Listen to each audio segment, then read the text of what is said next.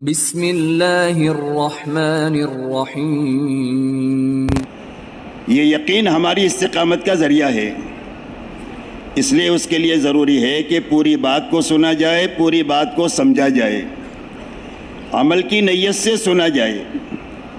اللہ کی طرف سے جو داد و دہش کا نظام ہے وہ آدمی کی نیت ہے، اسی لیے فرمایا وَإِنَّمَا لِكُلِّ امْرِئٍ مَّا نَوَىٰ، کہ ہر آدمی کو وہ چیز ملے گی جس کی اس نے نیت کیا، ارادہ کیا۔ اور ارادہ کے معنی یہ ہے کہ ارادے کے بعد اپنی مس کی آدمی کوشش شروع کرے، یہ علامت ہے اس بات کی کہ اس کا ارادہ ہو گیا ہے کام کا۔ ایک آرزو ہوتی ہے، ایک تمنا ہوتی ہے، اس پر کوئی مسئلہ نہیں ہوتا، نہ توفیق کا دروازہ کھلتا ہے، ارادے پر کھلتا ہے۔ اور ارادے کے اندر میں سچائی کی علامت یہ ہے کہ ارادے کے بعد آدمی اپنے بس کی کوشش شروع کر دے۔ آدمی گھر بنانے کا ارادہ کرتا ہے، سفر کا ارادہ کرتا ہے، شادی کا ارادہ کرتا ہے، کاروبار کا ارادہ کرتا ہے، تو ارادے کے بعد اپنے بس کی کوشش شروع کر دیتا ہے۔ یہ علامت ہے کہ اس کوشش میں، ارادے میں سچا آدمی ہے۔ تو اس لیے ارادہ کرنا، ارادے کے پاس اپنے بس کی کوشش شروع کرنا، یہ علامت ہے کہ ارادہ پختہ ہو گیا، اب اللہ کی طرف سے توفیق کا دروازہ کھلے گا۔ اس لیے میرے دوستو، یہ بڑی اہم مجلسیں ہیں جو ہر مجلس ہو رہی ہے۔ ہر مجلس میں شروع سے لے کر اخیر تک رہنا، تاکہ اس مجلس کی جو خیر ہے ہمیں ملے۔ جب ساری مجلس کی خیر جمع ہو جائے گی تو کام کی ایک مضبوط شکل ہمارے ذہنوں میں اللہ قائم فرما دیں گے کہ کام کی یہ شکل ہے اور اس کی پوری شکل یہ ہے۔ جب کام صحیح ہو جائے گا، پورا ہو جائے گا، تو اس کا پورا نفع ہمیں ملے گا۔ دنیا میں کوئی کام ایسا نہیں ہوتا ہے کہ ادھورا کرنے سے پورا نفع ملتا ہو، یا صرف باتیں کرنے سے، نہ کرنے سے اس کا نفع ملتا ہو، یا غلط کرنے سے اس کا نفع ملتا ہو۔ دنیا میں کوئی بھی کام چھوٹا بڑا ایسا نہیں ہے۔ کسی بھی کام سے پورا نفع اٹھانے کی شرط یہ ہے کہ کام صحیح کیا جائے اور پورا کیا جائے۔ اس لیے میرے دوستو، یہ بڑے کام کی اللہ نے توفیق ہم لوگوں کو عطا فرمائی ہے، اس لیے اس سے پوری خیر اپنے حصے میں لینی ہے، اپنے علاقے کے لیے لینی ہے، پوری امت کے لیے لینی ہے، اور پوری انسانیت کے لیے لینی ہے۔ اللہ ہمارے لیے آسان فرما دے۔ ابھی جو ساتھی ابھی بھی چل پھر رہے ہیں، ان سے درخواست ہے کہ وہ بیٹھ جائے، مجمع میں چلنا پھرنا بند ہو جائے اور مجمع میں بیٹھ جائے ساتھی۔ اللہ جزائے خیر دے۔ ماشاءاللہ بڑا مبارک مجمع ہے، بہت مبارک مجمع ہے۔ تھوڑا سا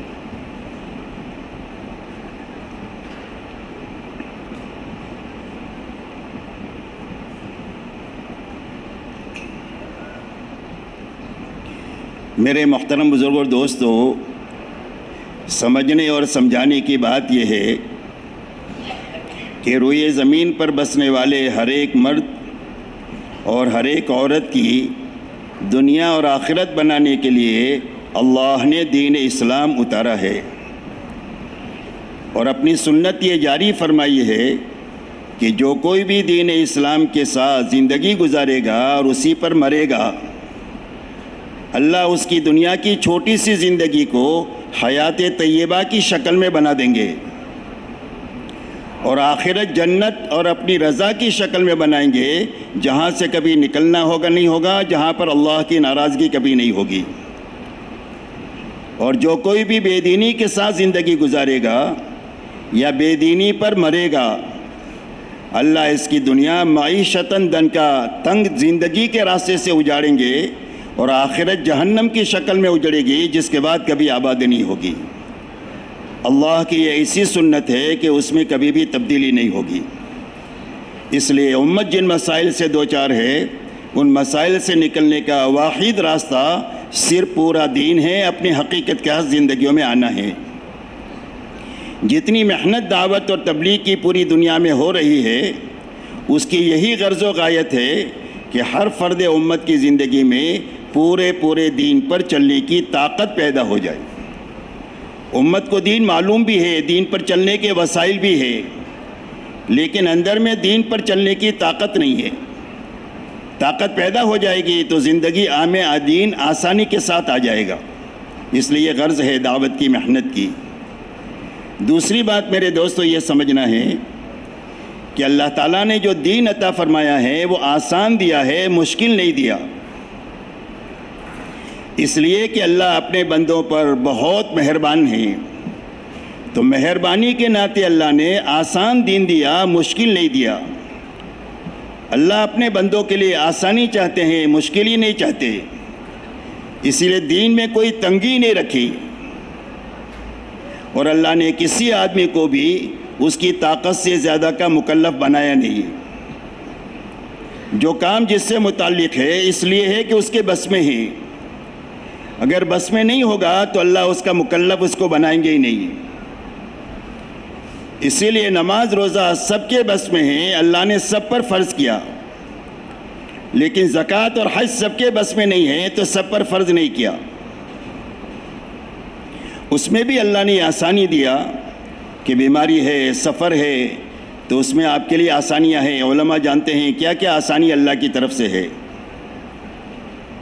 ایک آدمی جوانی میں عبادت کرتا ہے، تندرستی میں عبادت کرتا ہے، مقام پر عبادت کرتا ہے، سفر میں چلا گیا یا بوڑھا ہو گیا یا بیمار ہو گیا، تو جو کام پہلے حالت میں ہو سکتا تھا ابھی نہیں ہو رہا ہے، تو نہ کرنے کے باوجود بھی اقامت کی، تندرستی کی اور جوانی کی عبادت لکھی جائے گی، اس لیے کہ اللہ نے دین کو آسان بنایا ہے۔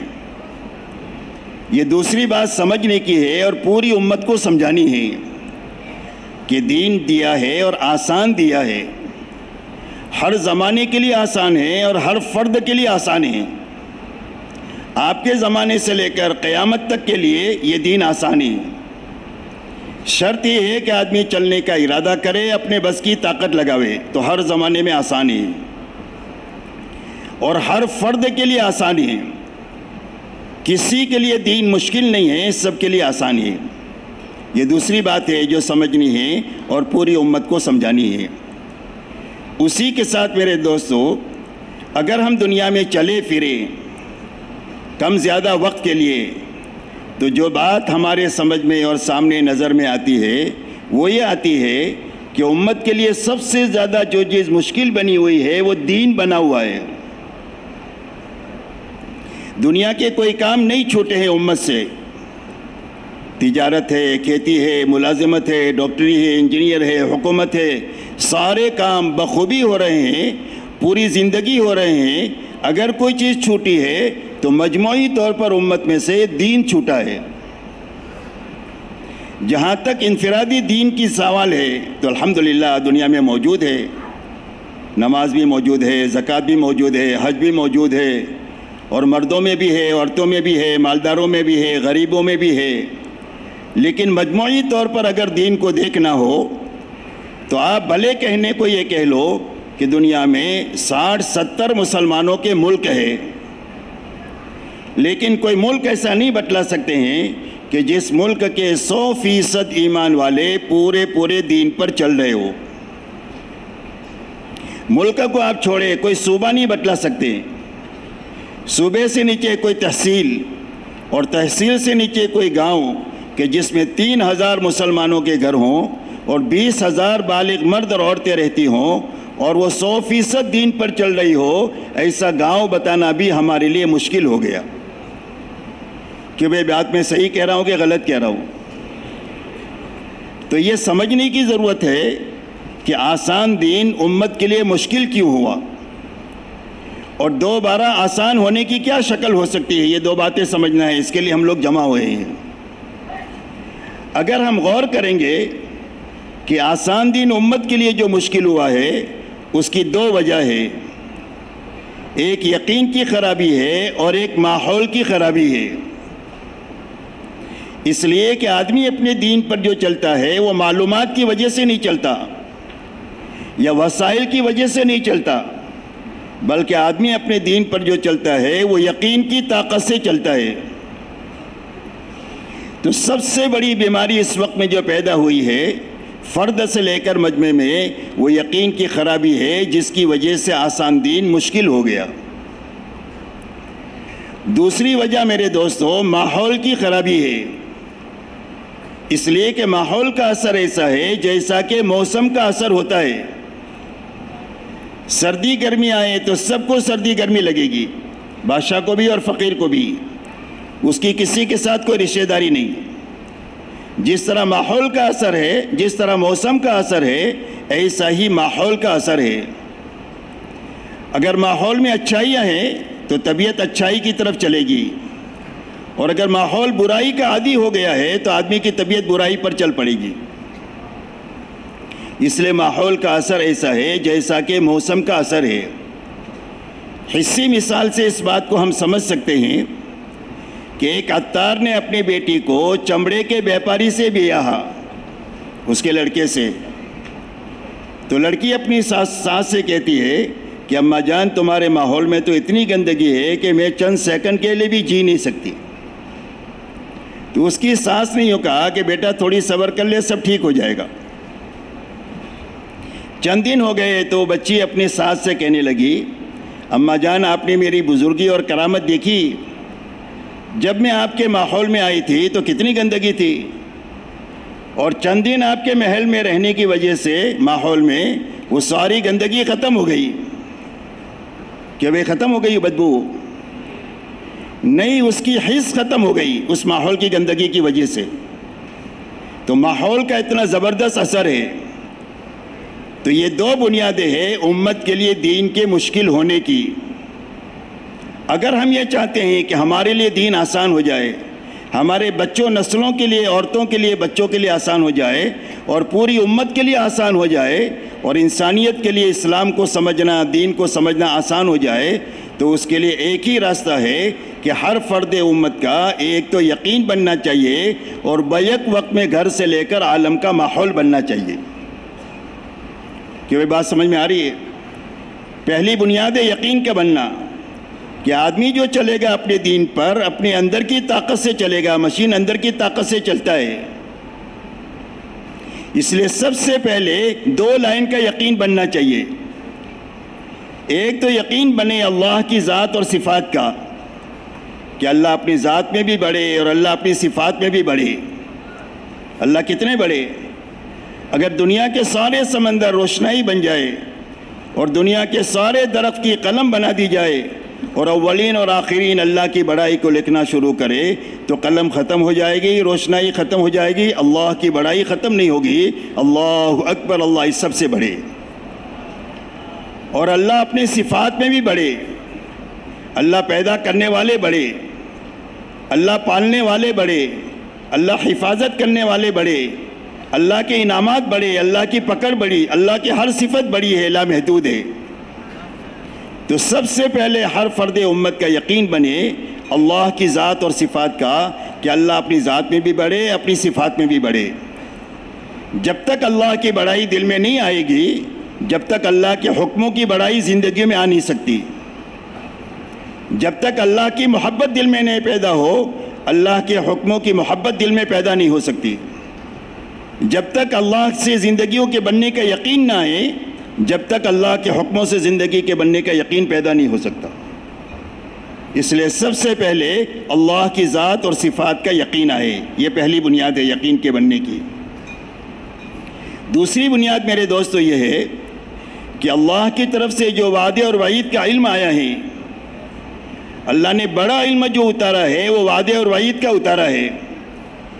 اللہ والوں سے یہ سنا کہ قرآن پاک میں تقریباً 6500 آیتیں ہیں، جس میں 500 آیاتیں اوامر اور نواہی کے لائن کی ہے، باقی ساری آیتیں 6000 جو ہے وہ توحید، رسالت اور آخرت سے متعلق ہے۔ توحید سے، رسالت سے اور آخرت سے متعلق ہے۔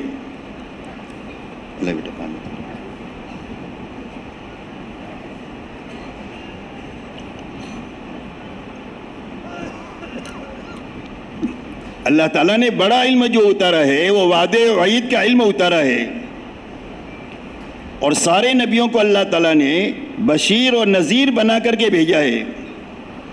سارے نبیوں کی دو صفتیں بتلائی، مبشرین ہیں، منذرین ہیں، اس لیے کہ لوگوں کے دلوں تک حق کے جانے کا راستہ بشارت اور انذار کا ہے، کہ لوگوں کے دلوں تک کیسے جائے گا؟ فرما بشارتیں سنائی جائے۔ بھائی دیکھو، آپ جو لوگ مجھے اوپر بٹھایا نا آپ لوگوں نے, مجھے نظر آ رہا ہے کون جاگ رہا ہے کون سو رہا ہے. یہ دیکھو میرے سامنے بیٹھ کر سو رہے, اتنے ہمت والے ہیں ماشاءاللہ. دیکھو, اس لیے آپ سے درخواست ہے بھائی سوو نہیں. اگر آپ سوئیں گے تو پھر مجلس وقت سے پہلے ختم ہو جائے گی.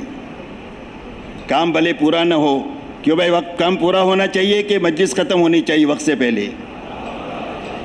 اس لیے جاگ کر سنیں, یہ ہمارے پر مہربانی ہوگی, ہماری سب پر, اپنی ذاتوں پر بھی ہوگی اور اپنے مجمع پر بھی ہوگی اور بات کرنے والے پر بھی مہربانی ہوگی کہ ہم جاگ کر سنیں.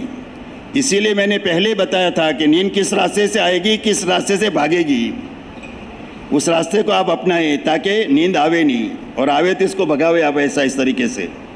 اور پوری بات جاگ کر سنیں, اس لیے کہ بات کا جو حصہ چھوٹے گا وہ کام ادھورا ہوگا. جو حصہ بھی بات کا, یہ تقریر نہیں ہے, یا سمجھو یہ جو مجلس ہے وہ تقریر نہیں ہے, یہ ایک کام کی مجلس ہے, اور کام کے لیے ضروری ہے کہ پورا سمجھایا جائے, پورا کیا جائے. اس لیے میرے دوستو آپ سے ادب کے ساتھ یہ درخواست ہے, علماء سے درخواست بھی ہم ادب سے ہی کر سکتے ہیں, باقی جو ہے وہ ادب سے درخواست ہے میرے دوستو. یہ بہت بڑے کام ہو رہا ہے جو ہمارے زمانے میں ہے, اس لیے اس کو اچھی طرح ہم کو سمجھنا ہے, اچھی طرح کرنا ہے, اچھی طرح کرنے والے آدمی تیار کرنا ہے. یہ کام کا صحیح رخ ہے, اچھی طرح سمجھنا, اچھی طرح کرنا اور اچھی طرح کرنے والے آدمی تیار کرنا, آدمی بنانے کا کام ہے. حضور صلی اللہ علیہ وسلم نے ایسے ہی اس کام کو کیا ہے. اس لیے میرے دوستو لوگوں کے قلوب تک حق کے جانے کا راستہ بشارت اور انذار کا ہے, فضائل کا ہے, وعدے اور وعید کا ہے. اس لیے اللہ تعالیٰ نے ترغیب اور ترہیب کا بڑا علم اتارا ہے. اس راستے سے لوگوں کے دلوں تک حق جائے گا اور حق پر چلنے کی طلب پیدا ہو جائے گی, تو اس کے بعد علم بھی زندہ ہو جائے گا, عمل بھی زندہ ہو جائے گا.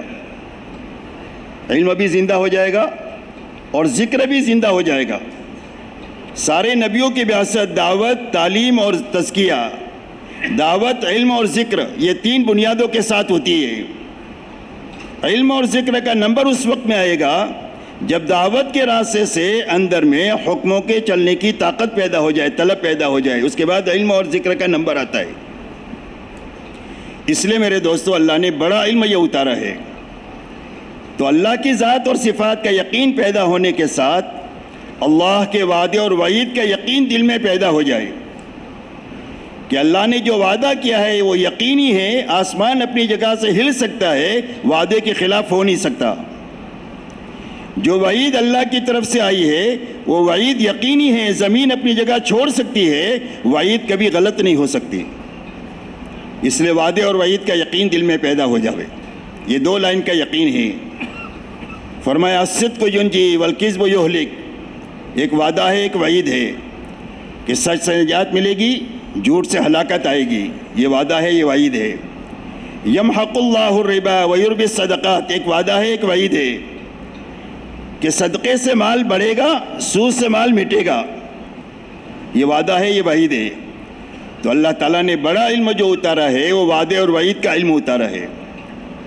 تو آج معلومات بھی ہے, وسائل بھی ہے, لیکن وعدے اور وعید کا یقین کمزور ہو گیا, جس کی وجہ سے حلال زندگیوں سے نکل گیا, حرام زندگی میں داخل ہو گیا.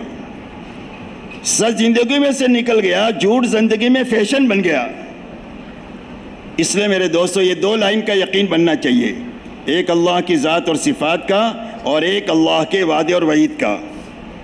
کہ بھئی بات سمجھ میں آ رہی ہے؟ اللہ ہم سب کے لیے آسان فرما دے. دوسرا میرے محترم دوستو, ہمارے گھر سے لے کر عالم کا ماحول بننا چاہیے. ہمارے گھر سے ماحول بننا چاہیے, اس لیے کہ دین جو چلتا ہے وہ آپس کے تعاون سے چلتا ہے, اور تعاون مرد, عورت اور بچہ تینوں کا ملے گا تو دین چلے گا. اگر تعاون نہیں ہے تو دین پر چلنا آدمی کے لیے انگارہ پکڑنے سے زیادہ مشکل ہو جائے, چنگاری پکڑنے سے زیادہ مشکل ہو جائے گا. اس لیے دین تعاون سے چلتا ہے. اسی لیے اللہ تعالیٰ نے قرآن پاک میں فرمایا ثم اوحینا الیک ان اتبع ملت ابراہیم حنیفا, کہ اے ہمارے نبی جی ہم نے آپ کے پاس وحی بھیجی ہے کہ آپ ملت ابراہیمی کا اتباع کریں. تو ملت ابراہیمی میں کیا ہے؟ ملت ابراہیمی میں ابراہیم ہے، اسماعیل ہے اور حاجر ہے علیہم الصلاۃ والسلام. ایک مرد ہے، ایک عورت ہے اور ایک بچہ ہے، اور تینوں کا تعاون ہے حکم کے پورا کرنے میں. تو باری سے باری حکم آسان ہو گیا.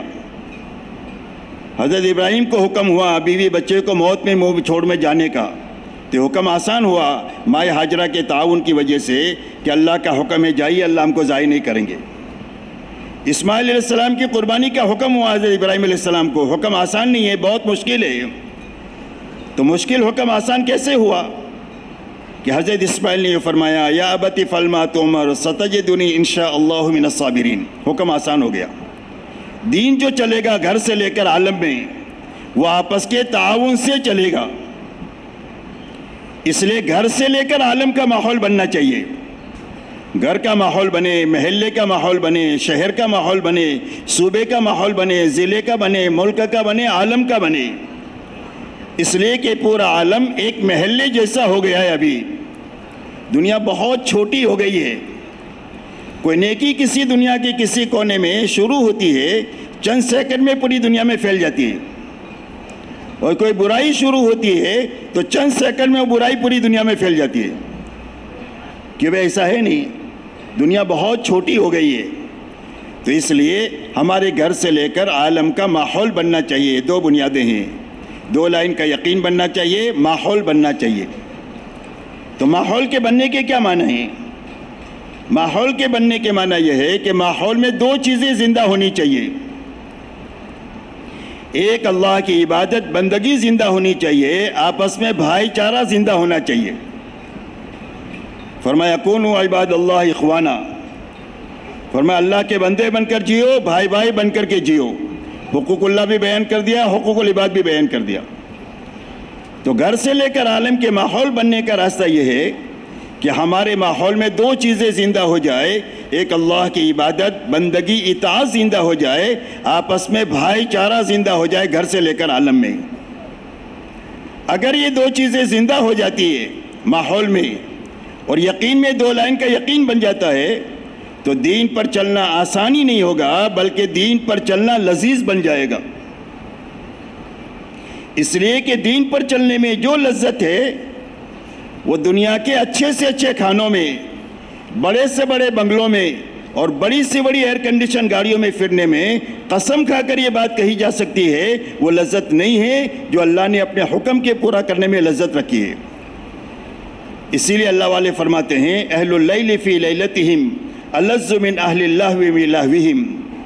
فرمایا اللہ والوں کو رات کو اللہ کے سامنے کھڑے ہونے میں، گھنٹوں مناجات کرنے میں، آنسو بہانے میں اور اللہ کے سامنے آہے بھرنے میں وہ لذت محسوس ہوتی ہے جو کھیل کود والوں کو اپنے کھیل کود میں وہ لذت نہیں محسوس ہوتی ہے. اس لیے میرے دوستو ہمارے لیے اور پوری امت کے لیے اور انسانیت کے لیے دین کے آسان ہونے کی دو بنیادیں ہیں، یہ سمجھیں.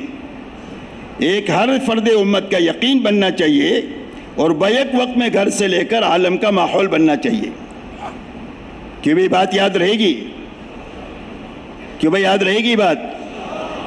میرے ایک دوست ہے، انہوں نے کہا تھا کہ آسان سے آہستہ بات کرنا، اس لیے کہ میری بات کرنے کی سپیڈ بہت زیادہ ہے. تو میں کوشش کر رہا ہوں بات کو آہستہ آہستہ کرنے کی، تاکہ جو اردو کم بھی جانتے ہو وہ بھی بات سمجھ لیں. کہ یہ بات سمجھ میں آ رہی ہے جو میں کر رہا ہوں وہ؟ اللہ قبول فرمائے، آسان فرمائے. بڑا مبارک مجمع ہے. اس لیے میرے دوستو یہ دو بنیادیں ہیں دین کے آسان ہونے کے لیے، لذیذ ہونے کے لیے. اب بیک وقت میں ہر فرد کا یقین بنے دو لائن کا، اور بیک وقت میں گھر سے لے کر عالم کا ماحول بنے. اس کے لیے اللہ تعالیٰ نے حضور پاک صلی اللہ علیہ وسلم کو ایک تو کامل شریعت لے کر کے بھیجا، پورا دین جس میں زندگی کے ہر میدان میں رہبری ہے. تو آپ کو ایک پوری شریعت لے کر کے بھیجا، اور ہر فرد امت میں شریعت پر چلنے میں کامیابی کا یقین پیدا ہو جائے اور بیک وقت میں ماحول میں شریعت زندہ ہو جائے. اس کے لیے آپ کو اعمال نبوت لے کر کے بھیجا کہ جن اعمال نبوت میں مشغولی کی وجہ سے بیک وقت میں فرد بنے گا اور بیک وقت میں ماحول بنے گا. دونوں کام ایک ساتھ ہوں گے. جیسے تجارت میں دو نفع ایک ساتھ ہے، آدمی خریدار بھی نفع اٹھاتا ہے، بیچنے والا بھی نفع لے کر اپنے گھر میں جاتا ہے، ایسا ہی آپ کو ایسے اعمال نبوت لے کر بھیجا گیا کہ ان اعمال نبوت میں مشغولی کی وجہ سے بیک وقت میں فرد بنے، بیک وقت میں ماحول بنے۔ ان اعمال کی سب سے پہلی بنیاد دعوت اللہ ہے۔ آپ کی بعثت ایسے زمانے میں ہوئی ہے جب جہالت آخری درجے کی تھی اور گمراہی آخری درجے کی تھی، ایسے وقت میں آپ کی بعثت ہوئی۔ اس لیے سب سے پہلے ضرورت اس بات کی محسوس ہوئی کہ ہر فرد امت کا سب سے پہلے اللہ پر اعتماد بحال ہونا چاہیے، اللہ کے وعدے اور وعید پر یقین آنا چاہیے، اور آخرت کا استحضار پیدا ہونا چاہیے۔ اس لیے سب سے پہلے آپ کو داعی بنا کر کے اللہ نے بھیجا کہ آپ لوگوں میں چل پھر کر کے ان بے طلب اللہ کے بندوں کو بے غرض بن کر آپ ان کو اللہ سمجھائیں۔ حضور صلی اللہ علیہ وسلم نے لوگوں کے پاس جانا شروع کیا اور ہر ایک کو اللہ کی عظمت اور بڑائی سمجھانا شروع کیا کہ اللہ ایک ہے، وہی کرتا دھرتا ہے۔ یہ پہلی بنیاد ہے جس کے ساتھ آپ کی بعثت ہوئی، دعوت اللہ۔ دوسری بنیاد جس کے ساتھ آپ کی بعثت ہوئی، آپ کو اللہ نے علم دے کر بھیجا، یعنی تعلیم کے ساتھ بھیجا۔ هو الذی بعث فی الامیین رسولا منہم یتلو علیہم آیاتہ ویزکیہم ویعلم الکتاب والحکمہ۔ دعوت، تعلیم اور تزکیہ، دعوت، علم اور ذکر، یہ تین بنیادوں کے ساتھ آپ کی بعثت ہوئی۔ مولانا یوسف صاحب رحمۃ اللہ علیہ فرماتے تھے کہ حضور صلی اللہ علیہ وسلم کے زمانے میں جو خیر القرون کی بات بتلائی گئی، اس کی علت یہ ہے کہ ہر فرد امت میں تین چیزیں ایک ساتھ پائی جاتی تھی۔ ہر فرد امت داعی تھا، داعی ہوگا تو مدعو نہیں ہوگا۔ ہر آدمی اپنے دین سے باخبر تھا، ہر آدمی اپنے دین پر عامل تھا۔ یہ معنی ہے دعوت، علم اور ذکر کے۔ ہر آدمی داعی تھا، ہر آدمی اپنے دین سے باخبر تھا، ہر آدمی اپنے دین پر عمل کرنے والا تھا۔ تو آپ کو اللہ نے دعوت کے ساتھ مبعوث فرمایا، علم کے ساتھ مبعوث فرمایا۔ اب دعوت کے ذریعے سے جو آئے ان کے اندر میں اللہ کے وعدے اور وعید کا یقین آئے، اس کے لیے آپ نے دار ارقم میں ان کو تعلیم میں مشغول فرمایا، مکہ مکرمہ میں، کہ جو ایمانیات کے لائن کا قرآن اتر رہا ہے اس کو ہر ایمان والا سنے، تاکہ اس کا یقین یہ بنے کہ زندگی اللہ کے بنانے سے بنے گی اور اللہ کے حکموں پر چلنے سے بنے گی، نافرمانی کے چھوڑنے سے بنے گی اور آخرت کو سامنے رکھنے سے بنے گی۔ تو دوسرا عمل آپ کے ساتھ جس کی بعثت ہوئی وہ علم ہے، علم کے ساتھ آپ کی بعثت ہوئی۔ تیسرا عمل ذکر ہے، اور ذکر کی حقیقت علم پر عمل ہے کہ جو سنا جا رہا ہے، جو پڑھا جا رہا ہے، اس پر عمل کا نام ذکر ہے۔ اسی لیے فرمایا کل مطیع ذاکر، فرمایا ہر اطاعت کرنے والا آدمی ذاکر ہے۔ جو علم لیا جا رہا تھا وہ عمل کے ساتھ لیا جا رہا تھا، طاقت کے ساتھ، کہ تقوی کا علم تقوی کے ساتھ، صبر کا علم صبر کے ساتھ، تواضع کا علم تواضع کے ساتھ، سچائی کا علم سچائی کے ساتھ، حلال حرام کا علم رعایت کے ساتھ، معروفات کا علم امتثال کے ساتھ، اور منکرات کا علم اجتناب کے ساتھ، میں ہر ایک علم عمل کے ساتھ لیا جا رہا تھا۔ چوتھی بات جو آپ کو دی گئی کہ آپ ان باتوں کو امت میں چلائیں گے، اس کے لیے کسی سے کچھ لیں گے نہیں، اپنا لگائیں گے۔ آپ خدمت کر کے ان کو دیں گے، آپ اپنا لگا کر ان کو دیں گے، آپ اخلاق کے راستے سے ان کو لیں گے۔ اس لیے سارے نبیوں کا یہ اعلان ہے ما اسألکم علیہ من اجر ان اجر الا علی رب العالمین، اس کے بدلے میں ہمیں تم سے کچھ نہیں چاہیے، اس کا بدلہ ہم کو اللہ دیں گے۔ اس لیے میرے دوستو، آپ کی بعثت دعوت کے ساتھ، تعلیم کے ساتھ، ذکر کے ساتھ، اخلاق کے ساتھ آپ کی بعثت ہوئی۔ آپ نے خود اپنے اعمال میں لگتے ہوئے، جس عمل کا جتنا تقاضا تھا اس میں اپنے آپ کو لگاتے ہوئے، آپ نے آپ کی دعوت پر جو آیا ہر فرد امت کو ان اعمال نبوت میں مشغول فرمایا کہ ہر آدمی دعوت کے ساتھ میں جیے، ہر آدمی علم کو سیکھے سکھائے، ہر آدمی علم پر عمل کرے، اور اپنی جان مال سے اللہ کے مخلوق کو راحت پہنچاتے ہوئے دین کے راستے پر اور آخرت کے راستے پر ڈالے۔ آپ نے ہر فرد امت کو ان اعمال میں مشغول فرمایا، اور ان اعمال میں مشغول کرنے کے لیے آپ نے امت کے لیے دو میدان تجویز فرمائے، ایک نقل و حرکت کا اور ایک مقامی محنت کا۔ ایک ہجرت سے مشابہ ہے اور ایک نصرت سے مشابہ ہے، اور آپ نے امت میں دو ہی جماعتیں بنائی، تیسری کوئی جماعت نہیں ہے، یا مہاجرین ہے یا انصار ہے، اور قیامت تک اللہ کی رضا مہاجر اور انصار کے ساتھ میں ہے، اور اخلاص کے ساتھ ان دونوں کے پیچھے پیچھے چلنے والوں کے ساتھ ہے۔ اسی لیے فرمایا والسابقون الاولون من المہاجرین والانصار والذین اتبعوہم باحسان رضی اللہ عنہ ورضوا عنہ۔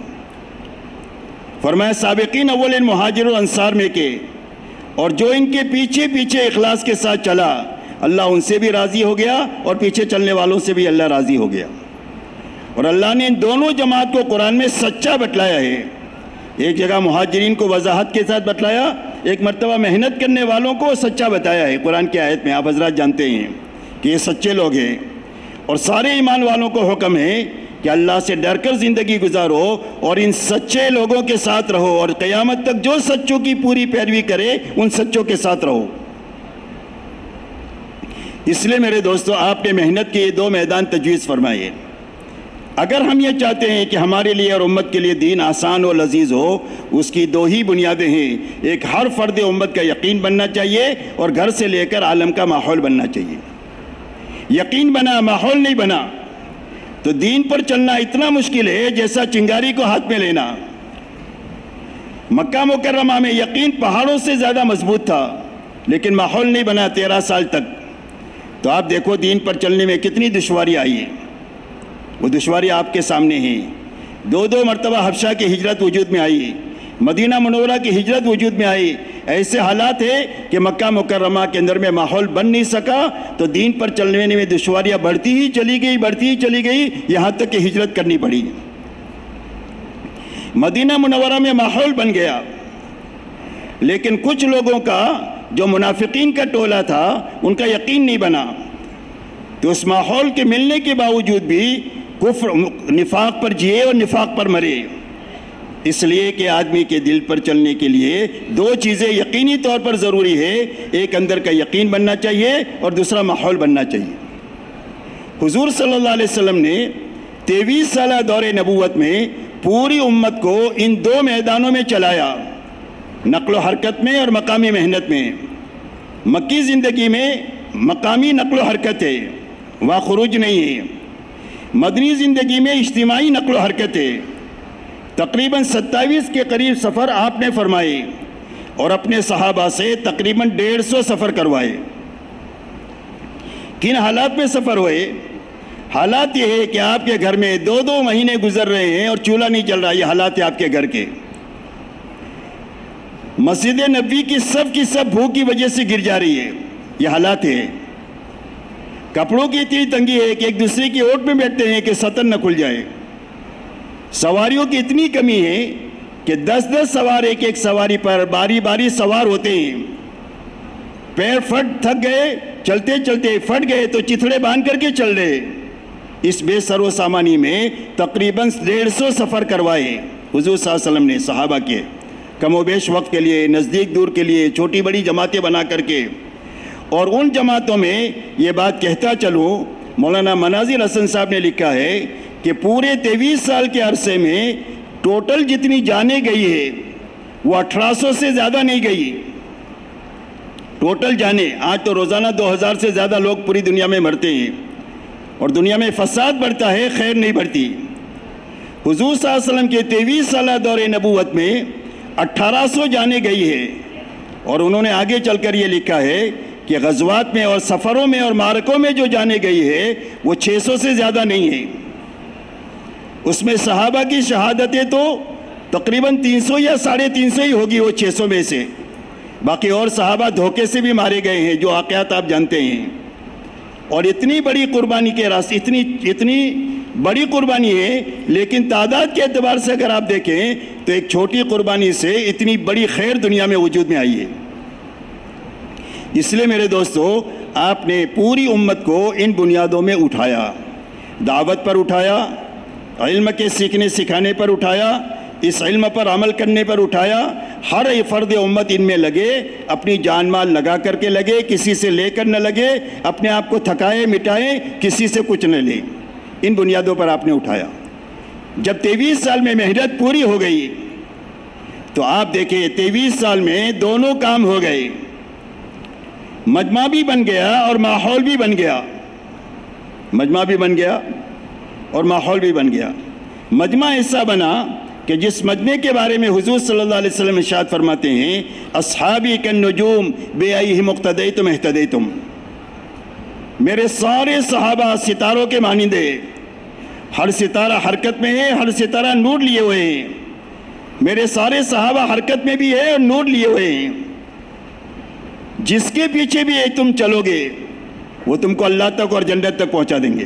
ایک ایک صحابی اس سطح کا بنا 23 سالہ محنت کے نتیجے میں۔ ایک اللہ والوں کے خواب میں ایک صحابی نے آ کر یہ فرمایا کہ اے فلانے، اگر ہم میں کا ایک بھی زندہ ہوتا تو اللہ کا دین ایسا نہیں مٹتا جیسا تم لوگوں کی موجودگی میں مٹ رہا ہے۔ ایک صحابی پوری امت کو سنبھال لے اور پوری اسلام کو دنیا میں سنبھال لے، اس سطح کے آدمی 23 سالہ دور نبوت کے راستے سے آپ کے ہاتھوں بنے۔ تو مجمع یقین کے اعتبار سے ایسا بنا کہ فرمایا جس کے پیچھے چلو گے وہ تم کو اللہ تک اور جنت تک پہنچا دیں گے۔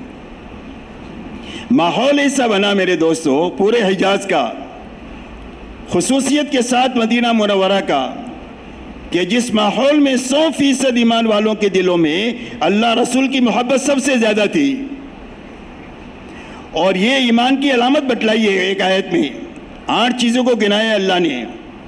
اگر تمہارے باپ، تمہارے بیٹے، تمہارے بھائی، تمہاری بیوی، تمہاری برادری، تمہارا مال، تمہاری تجارت، تمہارے مکانات، یہ 8 چیزیں گنائی ہے، اگر وہ زیادہ پسند ہے تمہیں اللہ سے اور اللہ کے نبی سے اور اللہ کے دین کی محنت اور قربانی سے، تو فرمایا اللہ کے عذاب کا انتظار کرو، اور اللہ فاسق قوم کو کبھی منزل مقصود تک نہیں پہنچاتے۔ اس لیے فسق سے نکلنے کا راستہ یہ ہے کہ ہر انسان کے دل میں اللہ کی محبت، اللہ کے نبی کی محبت، اللہ کے کلمے کی سربلندی کی محبت ساری چیزوں سے زیادہ بڑھ جاوے۔ اس لیے میرے محترم دوستو، حضور صلی اللہ علیہ وسلم نے جب یہ محنت 23 سالہ فرمائی تو اس کے راستے میں ایک تو مجمع بن گیا اور ایک ماحول بن گیا۔ مجمع یقین کے اعتبار سے بھی بنا، عمل کے اعتبار سے بھی بنا۔ کانو کتاب اللہ یمشون الارض، زمین پر چلتی پھرتی اللہ کی کتاب تھی۔ جس کو قرآن سمجھنا ہے ان کی زندگی کو سمجھا جا سکتا ہے کہ سارے فرائض ان کی زندگی میں ہیں، سارے حرام سے ان کی زندگیاں پاک ہے، پوری زندگی کامل اتباع کے ساتھ ہے حضور صلی اللہ علیہ وسلم کی۔ ایسا علم و عمل کے اعتبار سے اور یقین کے اعتبار سے مجمع بن گیا، اور ماحول خصوصیت کے ساتھ مدینہ منورہ کا ایسا بن گیا کہ جس ماحول میں سارے ایمان والوں کے دلوں میں اللہ رسول کی محبت سب سے زیادہ تھی۔ تلاش کرنے سے آپ کو کوئی بے نمازی نہیں ملے گا، مسلمان اور بے نمازی ہو اس کا تصور نہیں ہو سکتا۔ ہر آدمی اپنے دین سے باخبر تھا، اپنے دین پر عمل کرنے والا تھا، ہر ایک دوسروں کے حقوق کی ادائیگی کے ساتھ جینے والے تھے، بلکہ احسان کرنے والے تھے، ایثار کرنے والے تھے، حیا اور سادگی کے ساتھ جینے والے تھے، ایک دوسرے کے کام آنا سعادت سمجھتے تھے، اپنی ضرورت کو اٹکانا، دوسرے کی ضرورت پوری کرنا اس کو سعادت سمجھتے تھے۔ یہ اس معاشرت کا حال بنا ہے۔ سارے اللہ کے اور آخرت کے طالب ملیں گے، کوئی دنیا کا طالب نہیں تھا، کوئی اقتدار کا چاہت کرنے والا نہیں تھا۔ آپ نے 23 سالہ محنت کے ذریعے سے ایسا مجمع بنایا ہے کہ جس مجمع میں اقتدار کی ہوس ختم ہو گئی، بڑے بننے کا جذبہ ختم ہو گیا، اور ان کے دلوں سے مال کی محبت ختم ہو گئی۔ اور اللہ ہر ایمان والے سے یہ چاہتے ہیں کہ اس کا مال جیب میں ہونا چاہیے، دل میں نہیں ہونا چاہیے، بڑا بننے کا جذبہ نہیں ہونا چاہیے، بڑائی صرف اللہ ہی کی شان ہے۔ وَلَهُ الْكِبْرِيَاءُ فِي السَّمَاوَاتِ وَالْأَرْضِ، اور اقتدار کی ہوس نہیں ہونی چاہیے۔ جب یہ چیزیں پیدا ہو جاتی ہے تو جو کوئی نعمتیں اللہ کی ملی ہوئی ہوتی ہے وہ نعمتیں ختم ہونا شروع ہوتی ہے۔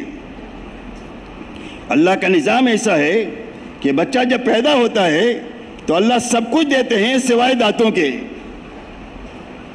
کیا دیتے ہیں بھائی؟ بچے کو کیا دیتے ہیں اللہ؟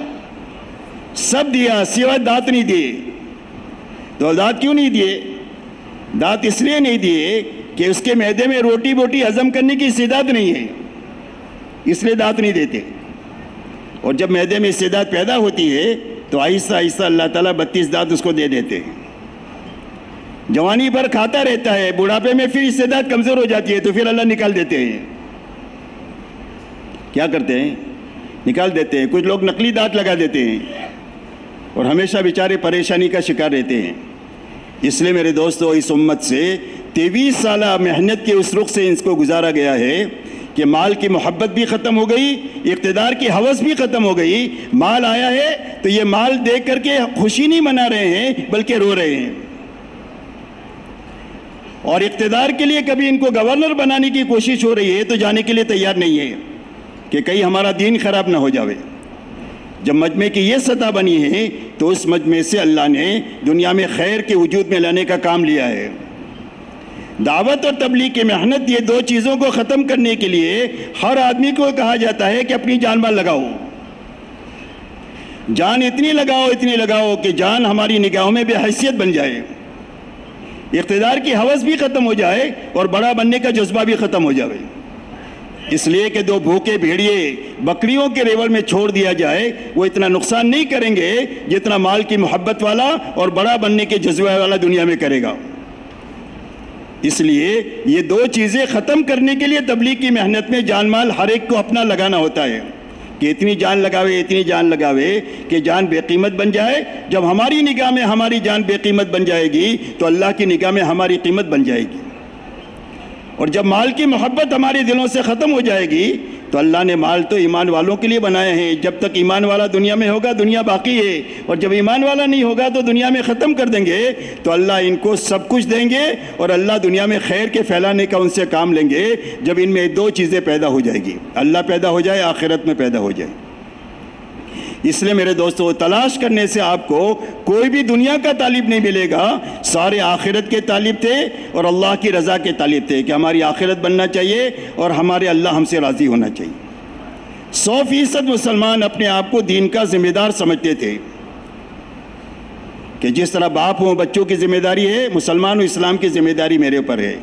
دنیا کے لیے جتنی جان مال کا تقاضا ہے خوشی لگاتا ہوں، دین کے لیے بھی خوشی اتنی جان مال لگاؤں گا. یہ ماحول بنا مدینہ منورہ کا اور حجاز کا. جب یہ دو چیزیں بن گئی تو میرے دوستو آپ دیکھو کہ صدیوں میں جو نقصان ہوا تھا اس کی تلافی سالوں میں ہو گئی. حضرت عیسیٰ علیہ السلام اور حضور صلی اللہ علیہ وسلم کے بیچ میں 650 سال کا زمانہ ہے جس میں کوئی نبی نہیں آئے. انسانوں میں جہالت آخری درجے کی، گمراہی آخری درجے کی. اس کے نتیجے میں زندگی کی ہر چول اپنی جگہ سے ہلی ہوئی تھی. اس کو ختم کرنے کے لیے آپ کو صرف 23 سال لگے، اور ان 23 سال میں مجمع اور ماحول بنانے کے لیے یہ 4 اعمال نبوت میں آپ نے امت کو مشغول فرمایا. اور ان اعمال نبوت میں لگنے کے لیے محنت کے 2 میدان تجویز فرمائے، ایک نقل و حرکت کا اور ایک مقامی محنت کا. اس کے نتیجے میں میرے دوستو 650 سال کی جہالت 23 سال میں ختم ہو گئی. ہدایت کا مقام زندہ ہو گیا. روزی روٹی کا مسئلہ ان کا حل ہو گیا. کن حالات میں کام شروع ہوا؟ میں نے آپ کو بتایا کیا تنگی کے حالات میں ہوا. اللہ نے وہ ساری تنگی ختم فرما دیا.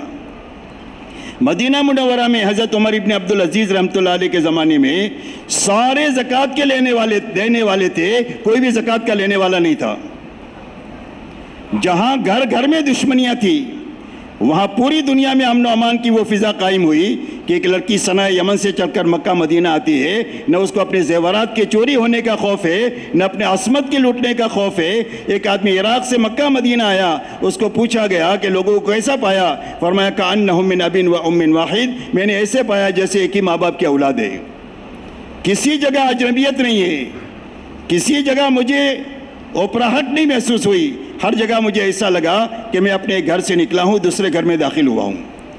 اس لیے میرے دوستو اتنا بڑا کام جو ہوا وہ 23 سال میں ہوا، اور یہ 23 سال میں اعمال نبوت کی اندر میں مشغولی کی وجہ سے ہوا. اور ان اعمال نبوت کے لیے امت کے لیے 2 میدان تجویز کیے گئے، ایک نقل و حرکت کا، ایک مقامی محنت کا. اس لیے میرے دوستو ایک بڑا کام ہے جو اللہ نے ہمارے زمانے میں چلایا ہے. مولانا الیاس صاحب رحمۃ اللہ علیہ فرماتے تھے کہ میں اس کام کو کار نبوت یقین کرتا ہوں. میں اس کام کو نبوت والا کام سمجھ کر رہا ہوں۔ جب ان سے پوچھا گیا آپ اس سے کیا چاہتے ہیں، فرمایا اس سے میں یہ چاہتا ہوں کہ اس کام کو کرتے کرتے امت وہاں تک پہنچے جہاں حضور صلی اللہ علیہ وسلم امت کو چھوڑ کر گئے تھے، کہ مجمع کام کا بن جائے۔ کام کا بنے گا دو چیزوں سے، ایک پورا دین حقیقت کے ساتھ آ جائے، محنت کی وہ شکل زندگیوں میں قائم ہو جائے جو اللہ کی پسندیدہ ہے، تو مجمع کام کا بن جائے گا۔ اس لیے فرمایا کہ میں وہ چاہتا ہوں، اور آپ کے زمانے میں جو ماحول بنا وہ ماحول دنیا میں بن جائے۔ آج پوری دنیا کو اس وقت میں ان دو چیزوں کی ضرورت ہے۔ ایک مجمع کی ضرورت ہے جو دنیا کے سامنے حق کو پیش کر سکے، یہ اسلام ہے اور یہ مسلمان ہیں، اور دنیا کے سامنے ماحول پیش کیا جائے کہ یہ ماحول ہے، اگر اسلام کو سمجھنا ہے تو اس ماحول میں 2 ہفتہ آپ گزار لو، اسلام آپ کو، دین آپ کو سمجھ میں آ جائے گا۔ اس لیے اس وقت کی سب سے بڑی ضرورت یہ 2 چیزیں ہیں۔ اس لیے میرے دوستو، یہ دونوں کے لیے اللہ نے ایک بڑا کام عطا فرمایا ہے، جس کو مولانا الیاس صاحب رحمۃ اللہ علیہ فرماتے تھے کہ میں اس کو کار نبوت یقین کرتا ہوں۔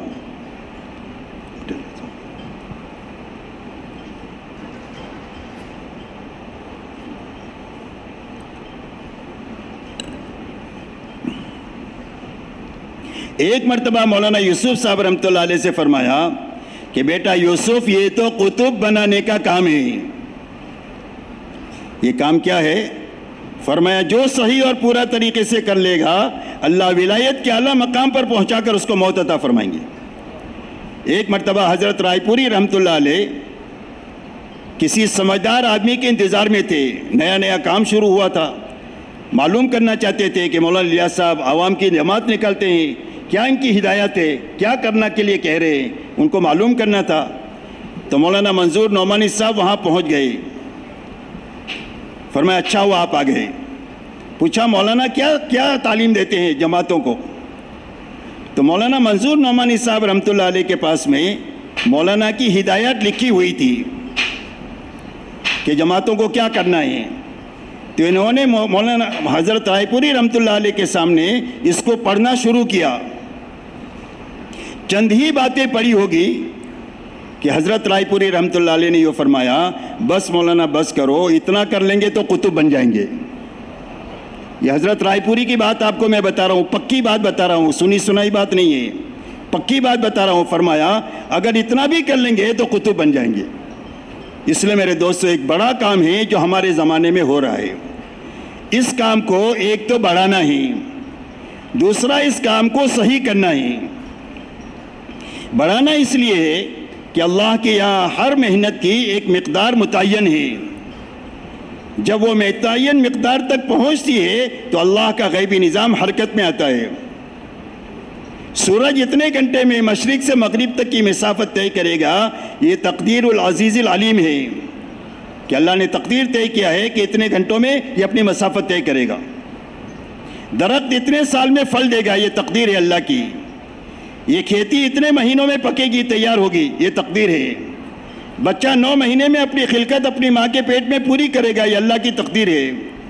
ایسا ہی محنت کی ایک مقدار اللہ کے علم میں طے ہے۔ جب محنت وہاں تک پہنچتی ہے تو اللہ تعالیٰ اس محنت کو ذریعہ بناتے ہیں دنیا میں حق کے زندہ کرنے کا۔ اور جب اللہ تعالیٰ کسی چیز کا ارادہ فرما لے تو دنیا کی کوئی طاقت اللہ کے ارادے کو بدل بھی نہیں سکتی ہے، اللہ کے ارادے کے بیچ میں حائل بھی نہیں ہو سکتی۔ اس لیے کہ اللہ بڑھے اور اللہ کا ارادہ بڑھا، اللہ کی قدرت بھی بڑھی، اللہ کے خزانے بھی بڑھے، اللہ کا غیبی نظام بہت بڑا، اللہ کی فوجیں بہت بڑی، اللہ کی قوت کا نظام بہت بڑا۔ اس کے لیے شرط یہ ہے کہ محنت وہاں تک پہنچنی چاہیے جو اللہ کے علم میں طے ہے، مجمع وہاں تک پہنچنا چاہیے جو اللہ کے علم میں۔ ہم نہیں جانتے کتنا مجمع، 500 سے ہو جائے گا، 5000 سے ہو جائے گا، 5 لاکھ سے ہو، ہم نہیں جانتے، اللہ جانتے ہیں۔ لیکن جب ایک مجمع اس سطح کا بنے گا جو اللہ کی پسندیدہ ہے، اللہ اس مجمع کو ذریعہ بنائیں گے دنیا میں حق کو قائم ہونے کا اور غلط زندگیوں کو زیر کرنے کا۔ اگر یہ تھوڑے ہوں گے تو اللہ اپنے لشکروں کو ان کے ساتھ کر کے ان کو زیادہ کر دیں گے، اور اللہ کے بڑے لشکر ہیں، وَمَا يَعْلَمُ جُنُودَ رَبِّكَ إِلَّا هُوَ۔ اور اگر یہ کمزور ہوں گے تو اللہ اپنی قوت ان کے ساتھ ملا کر ان کو قوت بنا دیں گے، یزدکم قوۃ الی قوتکم، اور اللہ تعالیٰ ان کو قوی بنا کر اپنے دین کا کام کر لیں گے، انسانیت پر بھلائی کا انتظام فرما دیں گے۔ مولانا الیاس صاحب رحمۃ اللہ علیہ فرماتے تھے کہ اگر کام کا صحیح رخ قائم رہا تو آنے والی صدیوں میں انسانیت کی ہدایت کا راز اس محنت میں چھپا ہوا ہے۔ اگر محنت کا صحیح رخ رہا تو آنے والی صدیوں میں انسانیت کی ہدایت کا راز اس محنت میں چھپا ہوا ہے۔ اس لیے میرے دوستو ایک بڑا کام ہے جو ہمارے زمانے میں ہو رہا ہے، اس کو ایک تو بڑھانا ہے تاکہ وہاں تک پہنچے جو اللہ کے علم میں مقدار متعین ہے۔ بڑھانے کے لیے آسان نظام میرے دوستو یہ ہے کہ یہ پورا مجمع اپنے ملک کے تقریباً اکثر گاؤں کے لوگ ہیں، ہر گاؤں کے لوگ ہیں، اکثر نہیں، ہر گاؤں کے لوگ ہیں، ہر شہر کے لوگ ہیں، شہر کی ہر مسجد کے ساتھی ہوں گے میں سمجھتا ہوں۔ تو یہ پورے ملک کا مجمع ہے، اور ہمارے ملک میں بڑا مجمع وہ ہے جنہوں نے یہ اتنے 100 سالہ تاریخ میں تبلیغ میں وقت لگایا ہے، سال بھی لگائے ہیں، 4 مہینے بھی لگائے ہیں، چلے بھی لگائے ہیں، اور وہ بڑا مجمع ہے۔ اس کی تعداد تو ابھی میں آپ کو بیان نہیں کر سکتا، میں ابھی بہت دنوں سے میرے ذہن سے نکل گئی ہے، لیکن بڑا مجمع ہے، لاکھوں میں ہے وہ۔ اور یہ مجمع جو ہے وہ آپ کی مسجدوں کے اطراف میں ہے۔ کہاں ہے وہ مجمع؟ وہ ملک چھوڑ کر باہر نہیں چلا گیا، ہو سکتا ہے کچھ لوگ چلے گئے ہوں، اکثر مجمع یہیں پر ہے، اور ان مسجدوں کے اطراف میں ہیں جن مسجدوں سے آپ کی امامت کا تعلق ہے، یا آپ وہاں مکتب کا نظام چلاتے ہیں، یا اس محلے میں آپ کا قیام ہے، آپ کا گھر ہے، یا اس مسجد میں آپ نماز پڑھتے ہیں، یا اس مسجد میں ہمارا مدرسہ ہے۔ بہرحال جو بھی شکل ہو، لیکن ان بستیوں میں ہم ہیں جہاں پر ہمارا عملہ یہ پھیلا ہوا ہے۔ اس میں سے بڑی تعداد وہ ہے جو اس وقت میں عملی طور پر کام میں نہیں ہے۔ آپ دیکھیں گے اپنے اپنی مسجد کے اطراف میں تو کھل کر آپ کے سامنے آئے گا کہ بڑا مجمع وہ ہے جو عملی طور پر اس محنت میں نہیں ہے، اس لیے کہ یہ ایک محنت ہے، کوئی لیبل نہیں ہے تبلیغ کہ یہ تبلیغ والا ہے اور یہ بغیر تبلیغ والا ہے، کوئی لیبل نہیں ہے، یاد رکھیں۔ یہ ایک محنت ہے جو سالانہ کرنی ہے، ماہانہ کرنی ہے، روزانہ کرنی ہے۔ یہ ایک محنت کا ایک رخ ہے، اور امت کی آسانی کو سامنے رکھ کر یہ رخ دیا گیا ہے، ورنہ محنت کا صحیح رخ وہ ہے جو حضور صلی اللہ علیہ وسلم نے قائم فرمایا تھا قرن اول میں، وہی محنت کا صحیح رخ ہے جس سے دنیا میں خیر آئے گی اور تھوڑے عرصے میں آئے گی، صدیوں کی جہالت مہینوں میں ختم ہوگی۔ وہ حضور صلی اللہ علیہ وسلم کی محنت کا نمونہ ہے جو آپ نے 23 سال میں قائم فرمایا۔ لیکن وہاں تک پہنچنے کے لیے ایک محنت کی ایک آسان شکل امت کے بس کی ہے، وہ دی گئی ہے کہ اگر روز کا 10% کر لیں، مہینے کا 10% کر لیں، سال کا 10% کر لیں، ایک مرتبہ سال 4 مہینہ اچھا لگا کر اپنی زندگی کا رخ صحیح کر لیں، اپنا فکر صحیح کر لیں۔ یہ 2 چیزیں بنانے کے لیے تبلیغ ہے، ایک دل کا رخ صحیح کرنے کے لیے، ایک فکر بدلنے کے لیے۔ دل کا رخ صحیح ہونے کے معنی یہ ہے کہ دل کا رخ اللہ کی طرف ہو جائے کہ سب کو ناراض کر سکتے ہیں، اللہ کو ناراض نہیں کر سکتے۔ مال کے اور اقتدار کے بڑے بڑے نقشوں کو توڑ چھوڑ سکتے ہیں، اللہ کے حکم کو نہیں توڑ سکتے۔ اللہ بڑے، اللہ کا حکم بڑا۔ دنیا کے نقصان کو برداشت کر سکتے ہیں، آخرت کا نقصان برداشت نہیں کر سکتے ہیں۔ یہ معنی ہے دل کا رخ صحیح ہونے کی۔ یہ طاقت پیدا کرنے کے لیے تبلیغ میں ایک مرتبہ 4 مہینہ ہے کہ ایسا اچھا 4 مہینہ لگائے کہ دل کا رخ صحیح ہو جائے، دوسرا فکر صحیح ہو جائے کہ دنیا میں اس لیے جئیں گے کہ اللہ کا کلمہ دنیا میں بلند ہو جائے، بے ایمانی کا کلمہ دنیا میں نیچے ہو جائے، انسانیت ہدایت پر آ جائے، جہنم سے بچ جائے۔ اس فکر کو کے ساتھ دنیا میں جئیں گے۔ یہ 2 چیزوں کے ساتھ جب آدمی جیے گا تو اس کا کوئی قدم دنیا کی طرف نہیں اٹھے گا، اللہ کی طرف اور آخرت کی طرف اٹھے گا۔ مسلمان کا کوئی بھی کام دنیا نہیں ہے، ہر کام دین ہے۔ شرط یہ ہے کہ رخ صحیح ہونا چاہیے، فکر صحیح ہونا چاہیے۔ ایک آدمی کا گھر اس طرف ہے اور رخ اس طرف ہے کہ بھئی جتنا دوڑے گا قریب ہوگا کہ دور ہوگا؟ بولو، دور ہوگا۔ تو رخ کے صحیح منزل کی طرف جانے کا کیا راستہ ہے کہ رخ بھی صحیح ہونا چاہیے اور چلتے رہنا چاہیے۔ کیا کرتے رہنا چاہیے؟ چلتے رہنا چاہیے، تو ہر قدم اس کو منزل کے قریب کرے گا، بائک سے بھی، کار سے بھی، پیدل چل کے بھی، دوڑ کے بھی، آہستہ چل کے بھی منزل کے قریب ہوتا جائے گا۔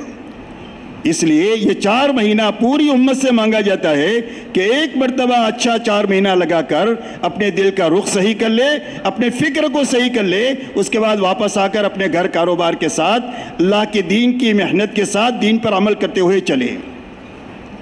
کس طرح چلے؟ سال میں 40 دن لگاوے، اللہ ہمت دے تو 4 مہینہ لگائیں، نہیں تو 40 دن لگائیں، اپنی جماعت بنا کر لگائیں۔ مہینے میں 3 دن لگائیں، اپنی جماعت بنا کر لگائیں۔ 72 گھنٹے پورا کریں اور اعمال پورے کریں۔ روزانہ کے 2.5 گھنٹے 24 گھنٹے میں سے 10واں حصہ دے کر کے اعمال دعوت میں اپنے آپ کو لگاوے، تاکہ اس کے ذریعے سے زندگی میں منزل کے قریب ہی ہوتا چلا جائے۔ منزل صحابہ ہے اس محنت کی۔ یہاں سے ہم کو کہاں تک جانا ہے؟ جہاں صحابہ تھے وہاں تک جانا ہے، وہی مسئلے کا حل ہے۔ اور وہ 2 بنیادوں پر تھے، ایک پورا دین اپنی حقیقت میں ساتھ تھا، جان مال کو اللہ کے دین کے مقابلے میں بے قیمت بنایا تھا۔ یہ جہاں تک پہنچنا مقصود ہے تبلیغ کی محنت سے۔ جب اس کو منزل بنا کر کے چلتے رہیں گے تو یا تو اللہ پہنچا دیں گے، نہیں پہنچے تو اللہ ان کے ساتھ حشر فرما دیں گے۔ اللہ کی یہی سنت ہے۔ ایک آدمی نے حفظ شروع کیا، حافظ بننے سے پہلے مر گیا تو اللہ اس کو حافظ اٹھائیں گے۔ ایک آدمی ڈھاکہ ایئرپورٹ احرام کی حالت میں مر گیا، حج میں پہنچ نہیں سکا، اللہ اس کو حاجی اٹھائیں گے۔ صحابہ کو منزل بنا کر چلتے رہیں گے صحیح رخ کے ساتھ میں، تو اللہ تعالیٰ یا تو پہنچا دیں گے، نہیں پہنچے تو اللہ ان کے ساتھ حشر فرما دیں گے۔ اس لیے میرے دوستو، یہ پہلی بنیاد ہے اس محنت کی کہ اس کے ذریعے سے یہ 2 چیزیں حاصل ہو اور زندگی بھر کرتا رہے۔ مسئلہ چلے 4 مہینے کا ہے ہی نہیں ہے، اس لیے کہ ہمارا اللہ کے ساتھ جو سودا ہے وہ زندگی کا سودا ہے۔ کس کا سودا ہے؟ زندگی کا۔ تو زندگی بھر آدمی پھر نہیں سکتا تبلیغ میں، ہمیشہ بستر اٹھا کے پھرتا رہے گا، یہ نہیں ہو سکتا ہے۔ بہت سارے تقاضے اللہ ہی کے دیے ہوئے ہیں۔ ماں باپ کی ذمہ داری ہے، بیوی بچوں کی ذمہ داری ہے، بھائی بہنوں کی ذمہ داری ہے، ان کا خرچے کا کفالت کا انتظام کرنا، یہ ساری ذمہ داری اللہ کی دی ہوئی ہے۔ تو پوری زندگی پھر نہیں سکتا، یہ تو پھرے گا، واپس آئے گا تو اپنے گھر کاروبار کے ساتھ یہ اللہ کے دین کا کام کرے گا۔ تو زندگی بھر کرتے رہنے کے راستے سے یہ دونوں کرتے رہنے کی وجہ سے وہاں تک اللہ پہنچا دیں گے جہاں پر صحابہ تھے۔ پورا دین حقیقت کے ساتھ زندہ ہو جائے، محنت کی وہ شکل زندگی میں زندہ ہو جائے جو اللہ کے یہاں پسندیدہ ہے، جس کے راستے سے دنیا میں ماحول بننا شروع ہو جائے۔ جب یہ 2 چیزیں وجود میں آئے گی تو پوری امت کے لیے دین پر چلنا آسان ہو جائے گی۔ اس لیے میرے دوستو، ایک محنت ہے جو زندگی پر کرنے کی ہے۔ آپ حضرات جن جن علاقوں سے اور جن جن مسجدوں کے اطراف سے آئے ہیں، وہاں پر جتنا ہمارا مجمع ہے، لیکن اس کا سالانہ ماہانہ یومیہ وقت میں لگنا نہیں ہوتا۔ تو آپ یہ بتائیں، ایک آدمی جو بنے گا وہ کس راستے سے بنے گا؟ ترقی کرے گا کس راستے سے کرے گا؟ بچے گا کس راستے سے بچے گا؟ اس کو آپ غور کریں گے تو ایک ہی راستہ ہے، دوسرا کوئی راستہ نہیں ہے۔ صحیح محنت ہی سے آدمی بنتا ہے، صحیح محنت ہی سے باقی رہتا ہے، صحیح محنت ہی سے ترقی کرتا ہے، دوسری کوئی گولی نہیں ہے۔ دوسری کوئی گولی نہ بننے کی ہے، نہ بچنے کی ہے، اور نہ ترقی ہے۔ بننے کے لیے بھی صحیح محنت ہے، باقی رہنے کے لیے بھی صحیح محنت ہے، اور ترقی کرنے کے لیے بھی صحیح محنت ہے۔ اس لیے آپ حضرات کو ایک فکر یہاں سے لے کر جانا ہے کہ ہماری مسجد کے اطراف میں جتنا عملہ وقت لگایا ہوا ہے، جن کا سال 4 مہینہ چلہ لگا ہوا ہے، وہ کم سے کم ان کا سال کا چلہ لگے۔ جماعت لے کر کے چلنے والے ساتھی ہیں تو ان کے ساتھ جماعت بنائیں، تھوڑا سا چلا کر کے، اس لیے کہ اگر چل نہیں رہے ہوں گے تو جماعت کا وقت صحیح نہیں گزار سکتے۔ تو اس لیے تھوڑا سا کام میں چلا کر کے ان کے ساتھ جماعتیں بنائیں۔ جو معاون بن سکتے ہیں ان کو معاون بنائیں، جو ساتھی بن سکتے ہیں ان کو ساتھی بنائیں، لیکن آپ یہ فکر لے کر کے جائیں کہ ہمارا 100% وقت لگایا ہوا عملہ کام پر لگے رہنا چاہیے، اور نیا مجمع کام میں آتے رہنا چاہیے۔ یہی مجمع کے بننے کی اور ماحول کے بننے کی واحد شکل ہے۔ مجمع جو بنے گا اور ماحول جو بنے گا، آنے والے مجمع کے لگے رہنے سے اور نئے لوگوں کے آتے رہنے سے بنے گا۔ حضور صلی اللہ علیہ وسلم کے زمانے میں 23 سال میں جو کام پورا ہوا ہے، اس کی وجہ یہ ہے کہ آپ کی محنت سے جو آیا وہ کام میں جمع رہا، آگے بڑھتا رہا، نئے لوگ کام میں آتے رہے، 23 سال میں کام پورا ہو گیا۔ یہ اسلام ہے، یہ مسلمان ہے۔ بات سمجھ میں آ رہی بھائی؟ اس لیے آپ کو ایک فکر تو یہ لینا ہے کہ بھائی لے رہے سارے فکر اس کو، اب اگر آپ غور کرو گے تو مسجد کے اطراف میں 25, 50, 60 آدمی ہی ہے، عمومی مجمع بھی ہے اور اس میں 50, 60 بھی ہے، تو 50, 60 کو اپنی فکروں میں لینا ہے، اپنی محنت پہ لینا ہے، دعا میں لینا ہے۔ ابھی وہ مجمع تو فکروں سے نکل گیا، تو محنت سے نکل گیا، اور جو محنت سے نکل گیا تو دعا سے بھی نکل گیا۔ اس لیے سب سے پہلے اپنی فکر میں لینا ہے کہ بھی جتنا مجمع ہمارا وقت لگایا ہوا ہے ان کا سالانہ ماہانہ یومیہ محنت میں شرکت ہو جائے، اس کے لیے میں اپنی بس کی طاقت لگاؤں گا اور دعا کی طاقت لگاؤں گا کہ بھئی اس کے لیے سارا مجمع تیار ہے۔ اللہ قبول فرمائے، آسان فرمائے۔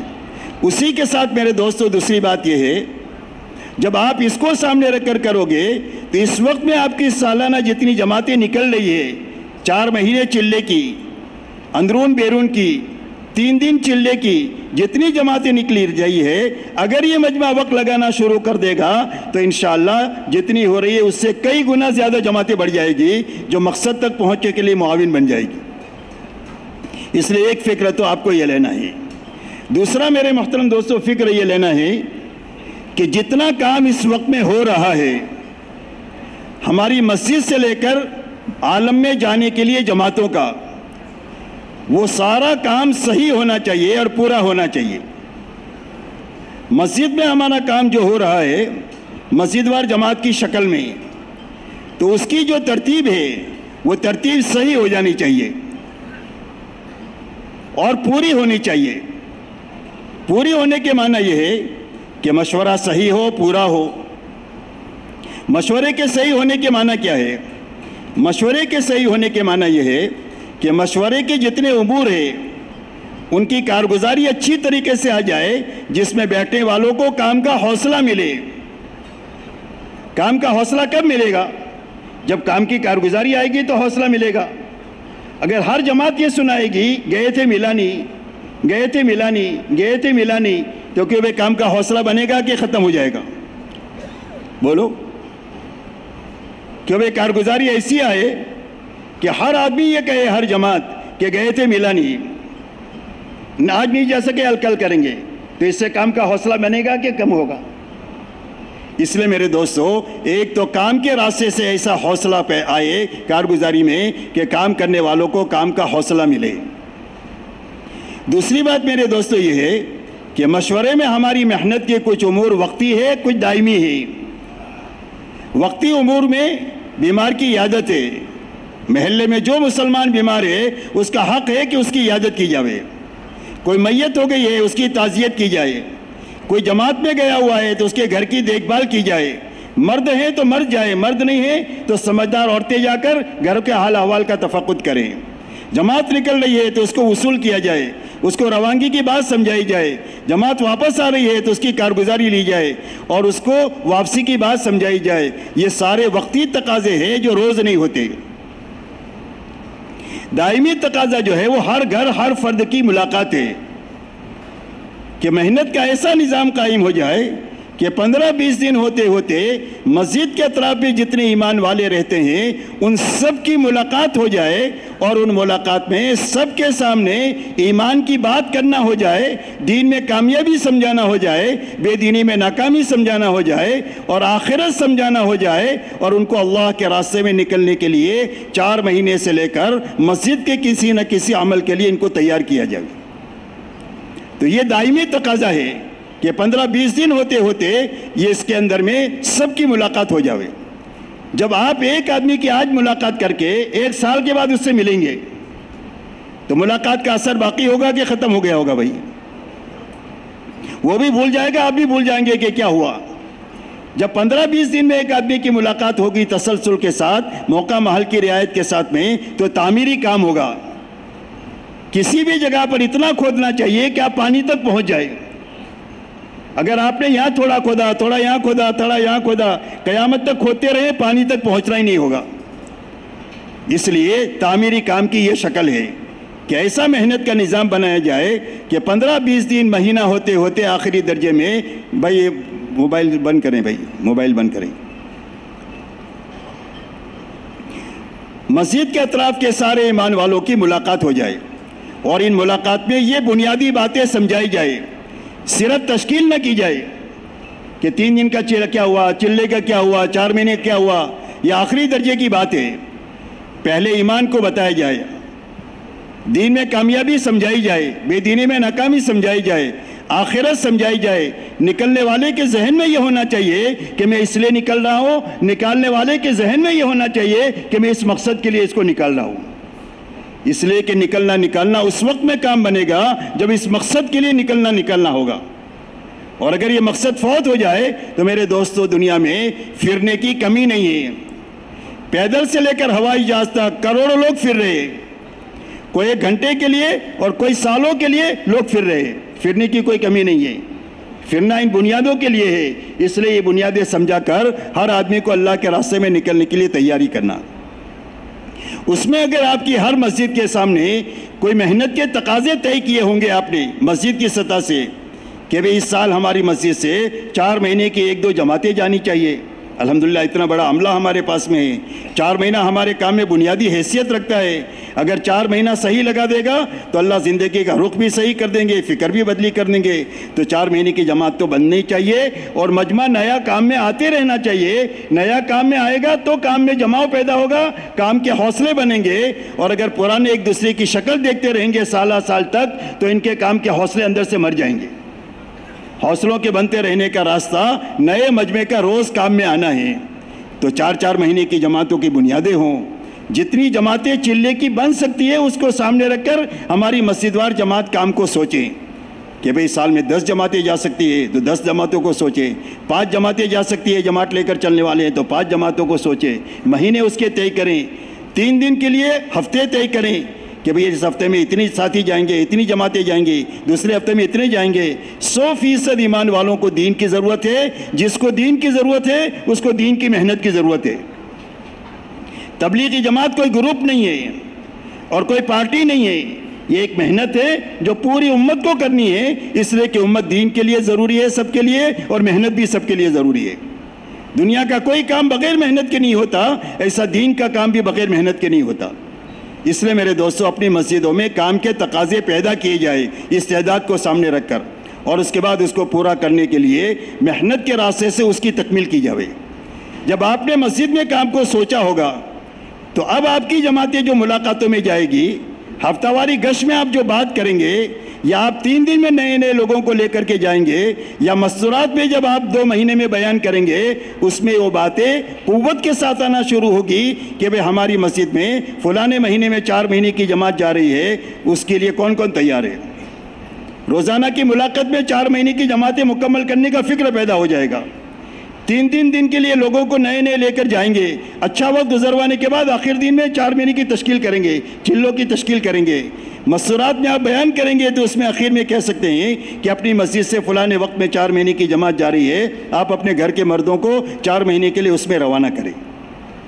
تو ہماری جو کام کی شکلیں کسی نہ کسی درجے میں ہیں، اس میں جان ڈالنے کا راستہ یہ ہے کہ ہر مسجد کے اندر میں کام کے تقاضے پیدا کیا جائے، اس کو پورا کرنے کے لیے محنت کی یہ شکل کو قائم لانے کی کوشش کی جائے۔ اور اس محنت میں جہاں ہمارے عوام چل رہے ہیں، اس میں ہمارے علماء کرام سے ادب کے ساتھ درخواست ہے کہ عملی طور پر اس محنت میں آپ حضرات چلیں۔ اگر آپ کے پاس دیکھو، دنیا میں عام طور پر لوگ 8 گھنٹہ کام کرتے ہیں، لیکن جہاں تک مجھے معلوم ہے علماء کرام 6 گھنٹہ پڑھاتے ہیں۔ کہ بھئی 6 گھنٹہ ہی پڑھاتے ہیں کہ زیادہ پڑھاتے ہیں؟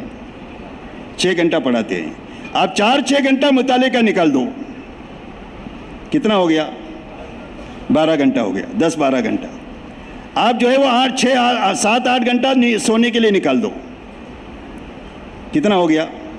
20 گھنٹہ نکل گیا۔ ہر ایک کے پاس 4 گھنٹہ ہے، 5 گھنٹہ ہے، 6 گھنٹہ ہے، جتنا اس میں کمی کریں گے اتنا اس میں وقت بڑھے گا۔ تو جو ہمارا فارغ وقت ہے وہی ان اعمال مقامیہ میں ہم لگائیں، مشورے میں عملی طور پر ہم ساتھ میں رہیں، ملاقاتوں میں ہم ساتھ میں رہیں، تعلیم کے اندر میں ہم ساتھ میں رہیں، ہم گشتوں میں ان کے ساتھ میں رہیں۔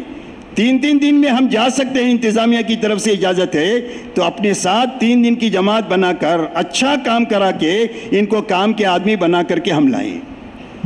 جب ہمارے علماء کرام ان کے ساتھ عملی طور پر چلیں گے تو عوام کی ایک تو ہمتیں بڑھ جائے گی، کام پر یقین بڑھ جائے گا، کام کے لیے حوصلے بڑھ جائیں گے آپ کے ساتھ کی وجہ سے، اور کام کی حفاظت بھی ہو جائے گی۔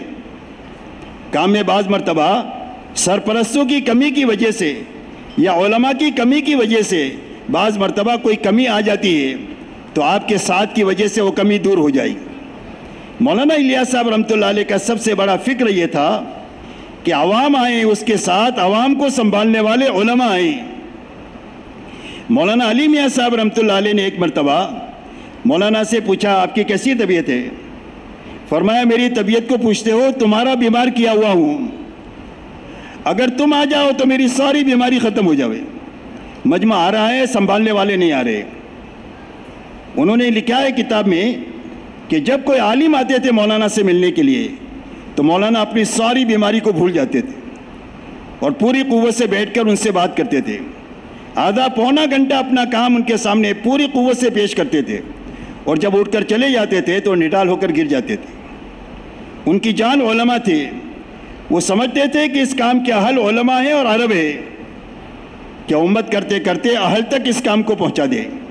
اس لیے میرے دوستو، علماء کرام سے بہت ادب کے ساتھ ہماری درخواست یہ ہے کہ مقامی محنت میں یہ اپنے آپ کو عملی طور پر چلائیں۔ آپ کے چلانے سے بڑا معاملہ کام کا بنے گا اور کام کرنے والوں کے حوصلے بن جائیں گے اور کام اپنی شکل اختیار کر لے گا۔ اسی کے ساتھ میں آپ کے پاس میں روزانہ کی محنت کے علاوہ سالانہ ماہانہ 3 دن آپ دیکھ لیں انتظامیہ کی طرف سے کیا سہولت ہے، اور اگر سہولت نہیں ہے تو اللہ سے سہولت منوائیں۔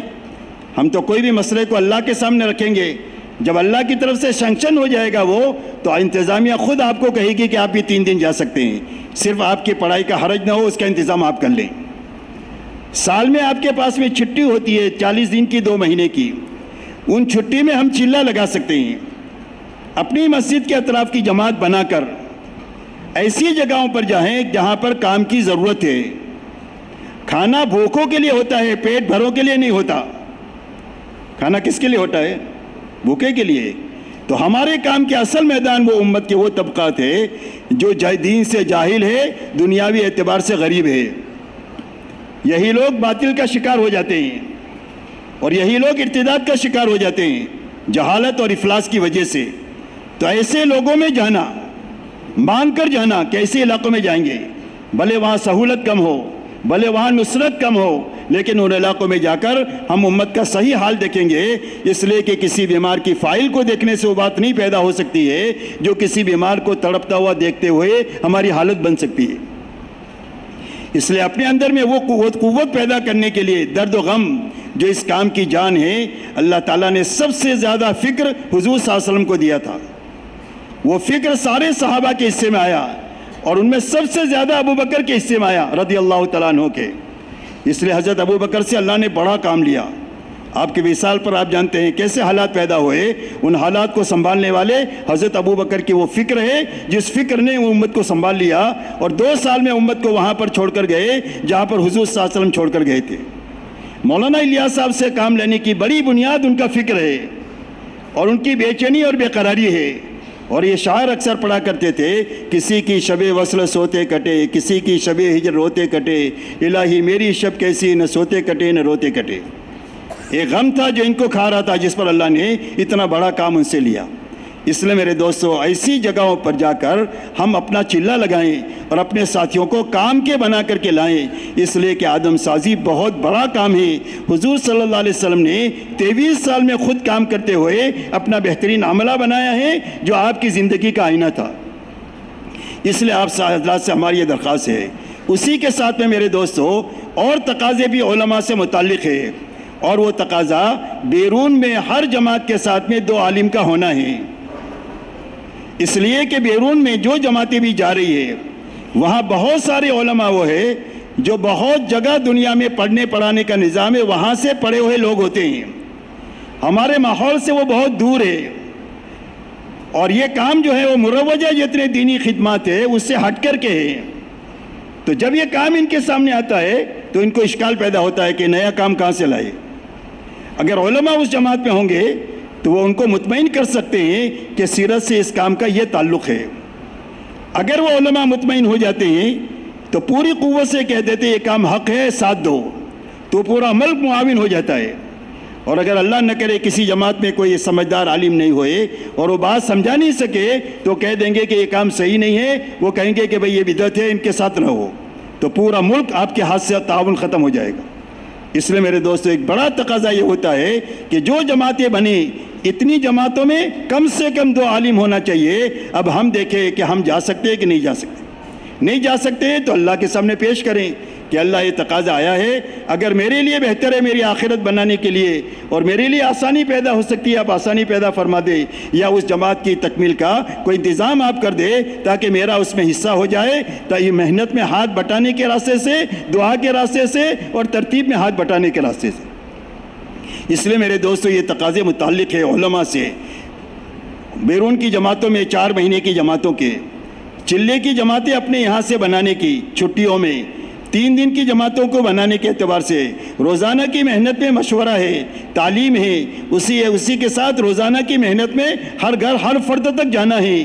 جب عوام کے ساتھ علماء جائیں گے تو آپ کے جانے سے وہ نفع ہوگا جو عوام کے جانے سے زیادہ نفع ہوگا۔ لوگ کہیں گے کہ میرے بچے کے استاد آ گئے، ہمارے مسجد کے امام صاحب آ گئے، اب کیا چیز رہ گئی، اتمام حجت ہو گیا، اب تو مجھے جانا ہی چاہیے۔ آپ کی 2-3 دن کی ملاقات سے وہ آپ کے پاس آنے والا بن جائے گا۔ اتنا بڑا کام میرے دوستو ہو سکتا ہے۔ اس لیے آپ سے ہماری درخواست بیرونی نقل و حرکت میں چلنے کے لیے بھی ہے اور مقامی طور پر بھی اپنا فارغ وقت دینے کی ہے، جس کا میں نے بتایا کہ آپ کا 20 گھنٹہ زیادہ سے زیادہ آرام میں، پڑھنے میں، مطالعے میں لگ سکتا ہے، باقی وقت آپ اس میں لگا سکتے ہیں آنے والی جماعتوں کی نصرت بھی کرنا اور اسی کے ساتھ میں مقامی کام میں بھی ہاتھ بٹانا۔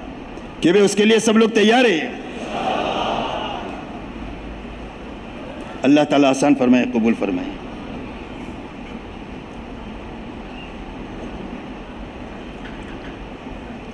اس لیے میرے دوستو ایک تو کام بڑھانا ہے، اس کی شکل میں نے آپ کو بتائی، عملے کو، بیٹھے ہوئے عملے کو کام پر لگانا۔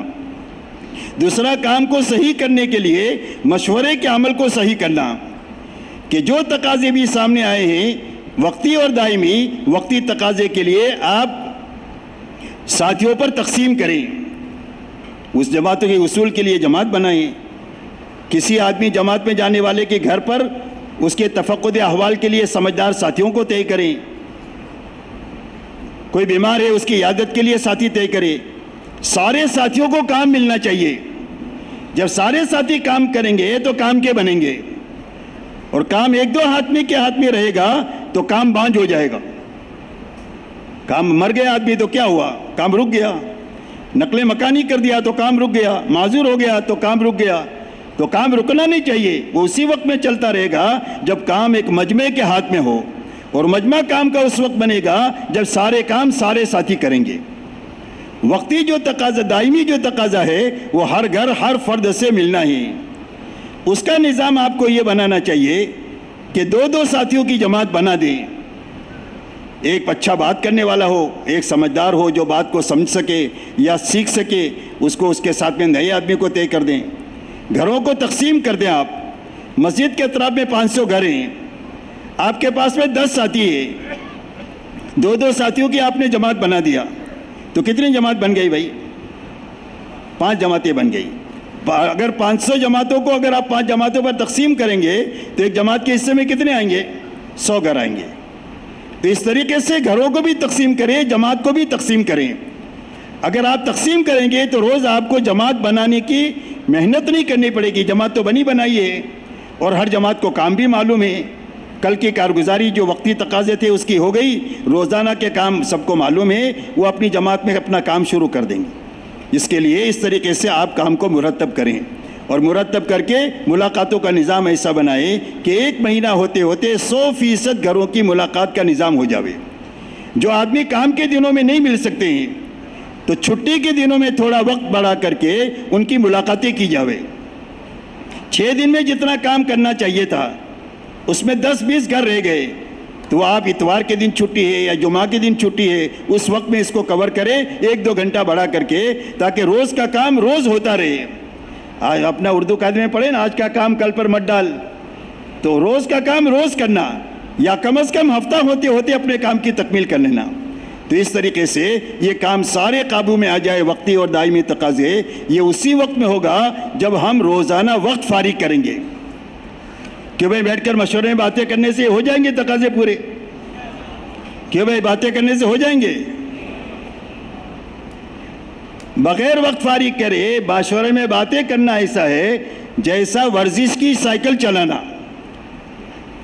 ایک سائیکل تو روڈ پر ہوتی ہے جس پر بیٹھ کر آدمی کام پر جاتا ہے، اور ایک گھر میں ورزش کی ہوتی ہے۔ آپ کے گھر میں ہے؟ کسی کے گھر میں؟ سکھی لوگوں کے گھر میں ہوتی ہے، جن کو چلنا نہیں ہوتا ہے اس کو سکھی کہتے ہیں۔ تو بیچارے وہ گھر میں چلنے کے لیے وہ سائیکل رکھتے ہیں، وہ بیٹھ کر چلاتے ہیں۔ میٹر بتاتا ہے کہ 100 کلومیٹر آگے ڈھاکہ سے تو نکل گیا، اور وہ سائیکل ایک انچ اپنی جگہ سے ہلی نہیں۔ سمجھ رہے بات کو میری؟ مثال آپ کے لیے نہیں لگتی ہے میرے خیال سے، کہ بھئی سمجھ میں آئی بات؟ ورزش کے سائیکل جگہ سے ہلی ہی نہیں۔ ایسا روز بیٹھ کر باتیں کرتے رہیں گے، وقت فارغ نہیں کریں گے تو کام اپنی جگہ سے ایک انچ بھی آگے ہلے گا نہیں۔ کام بڑھنے کی شکل یہ ہے کہ روزانہ ہمارے ساتھی وقت فارغ کریں اور یہ محنت کا نظام قائم کریں۔ ایک ایک ایمان والے کو اللہ سمجھائیں، آخرت سمجھائیں، دین میں کامیابی بے دینی میں ناکامی سمجھائیں، اور ان کو 4 مہینے سے لے کر مسجد کے کسی نہ کسی عمل کے لیے ان کو تیار کریں۔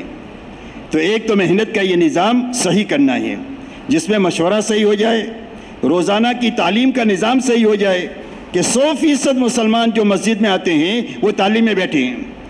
اس کی محنت بھی کرنا، دعا بھی کرنا، اس لیے کہ تعلیم تبلیغ والوں کی نہیں ہے، تبلیغ والے کوئی چیز نہیں ہے، یہ پوری امت کی تعلیم ہے۔ جو مسجد میں مسلمان آئے وہ تعلیم میں بیٹھے، اس کے اندر کا بگاڑ جو ختم ہوگا وہ تعلیم کی برکت سے ختم ہوگا، اس کے اندر میں سدھار آئے گا وہ تعلیم کی برکت سے آئے گا۔ اس کے لیے تعلیم میں یہ وقت کی بھی رعایت ہو، پڑھنے کا بھی انداز ایسا اچھا ہو کہ ہر آدمی بیٹھنے والا اسے استفادہ کر کے جائے۔ اپنے گھر کی تعلیم کو بہت قوت دینا، اس لیے کہ جو بگاڑ اس وقت میں دنیا میں آ رہا ہے اس سے ہماری اور ہمارے نسلوں کی حفاظت کا کوئی راستہ نہیں ہے گھر کا ماحول بنائے بغیر۔ اور گھر کا ماحول بننے کا بہت بڑا ذریعہ گھر کی تعلیم ہے محبت کے ساتھ چالو کرنا، کہ محبت کے ساتھ گھر کی تعلیم شروع کر دیں گے تو 2 مہینہ 3 مہینہ ہوتے ہوتے گھر کا ماحول بدلنا شروع ہو جائے گا اور ماحول بننا شروع ہو جائے گا، سارا بگاڑ ختم ہو جائے گا، سارا سدھار اندر میں آ جائے گا تعلیم کی برکت سے۔ حضرت جی رحمۃ اللہ علیہ فرماتے تھے کہ گھروں میں جتنے بے دینی کے سوراخ ہیں وہ سارے سوراخ تعلیم کی برکت سے بند ہو جائیں گے۔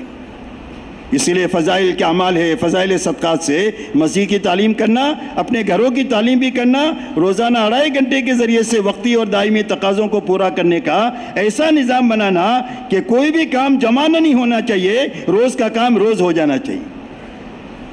اسی کے ساتھ ہفتہ واری گشت کے ذریعے سے 100% نماز کی فضا بنانا۔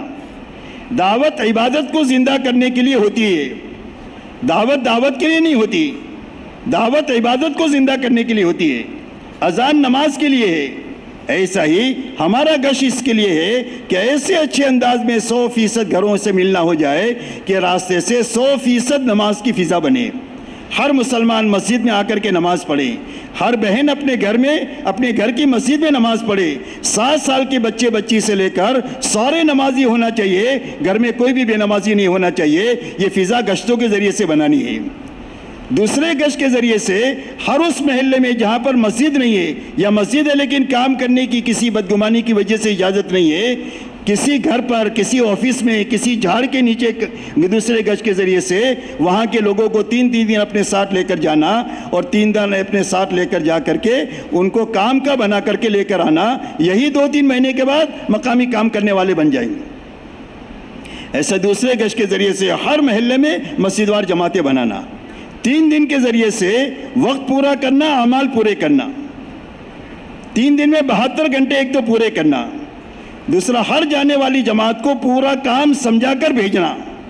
ماشاءاللہ ہر مسجد کے ساتھی ہے، اگر یہ ساتھی فکر لے لے تو 2 مہینہ ہوتے ہوتے کام کا وہ رخ جو پسندیدہ اور مطلوب پسند رخ ہے وہ قائم ہو سکتا ہے، اور جو بھی کمزوری کسی وجہ سے پیدا ہوئی ہے وہ کمزوری 2 مہینہ ہوتے ہوتے ختم ہو سکتی ہے۔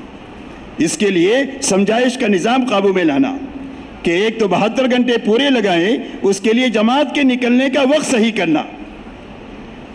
جماعت کے نکلنے کا وقت صحیح کرنے کے معنی یہ ہے کہ ایسا وقت آپ طے کریں کہ جس میں آپ سمجھائش قابو میں لا سکیں۔ آپ جمعہ کے دن نکلتے ہیں، جمعہ، سنیچر، اتوار، جمعہ کے 10, 11, 12 بجے آپ نکلیں گے تو کیوں بھائی سمجھانے والے کے پاس وقت ہے؟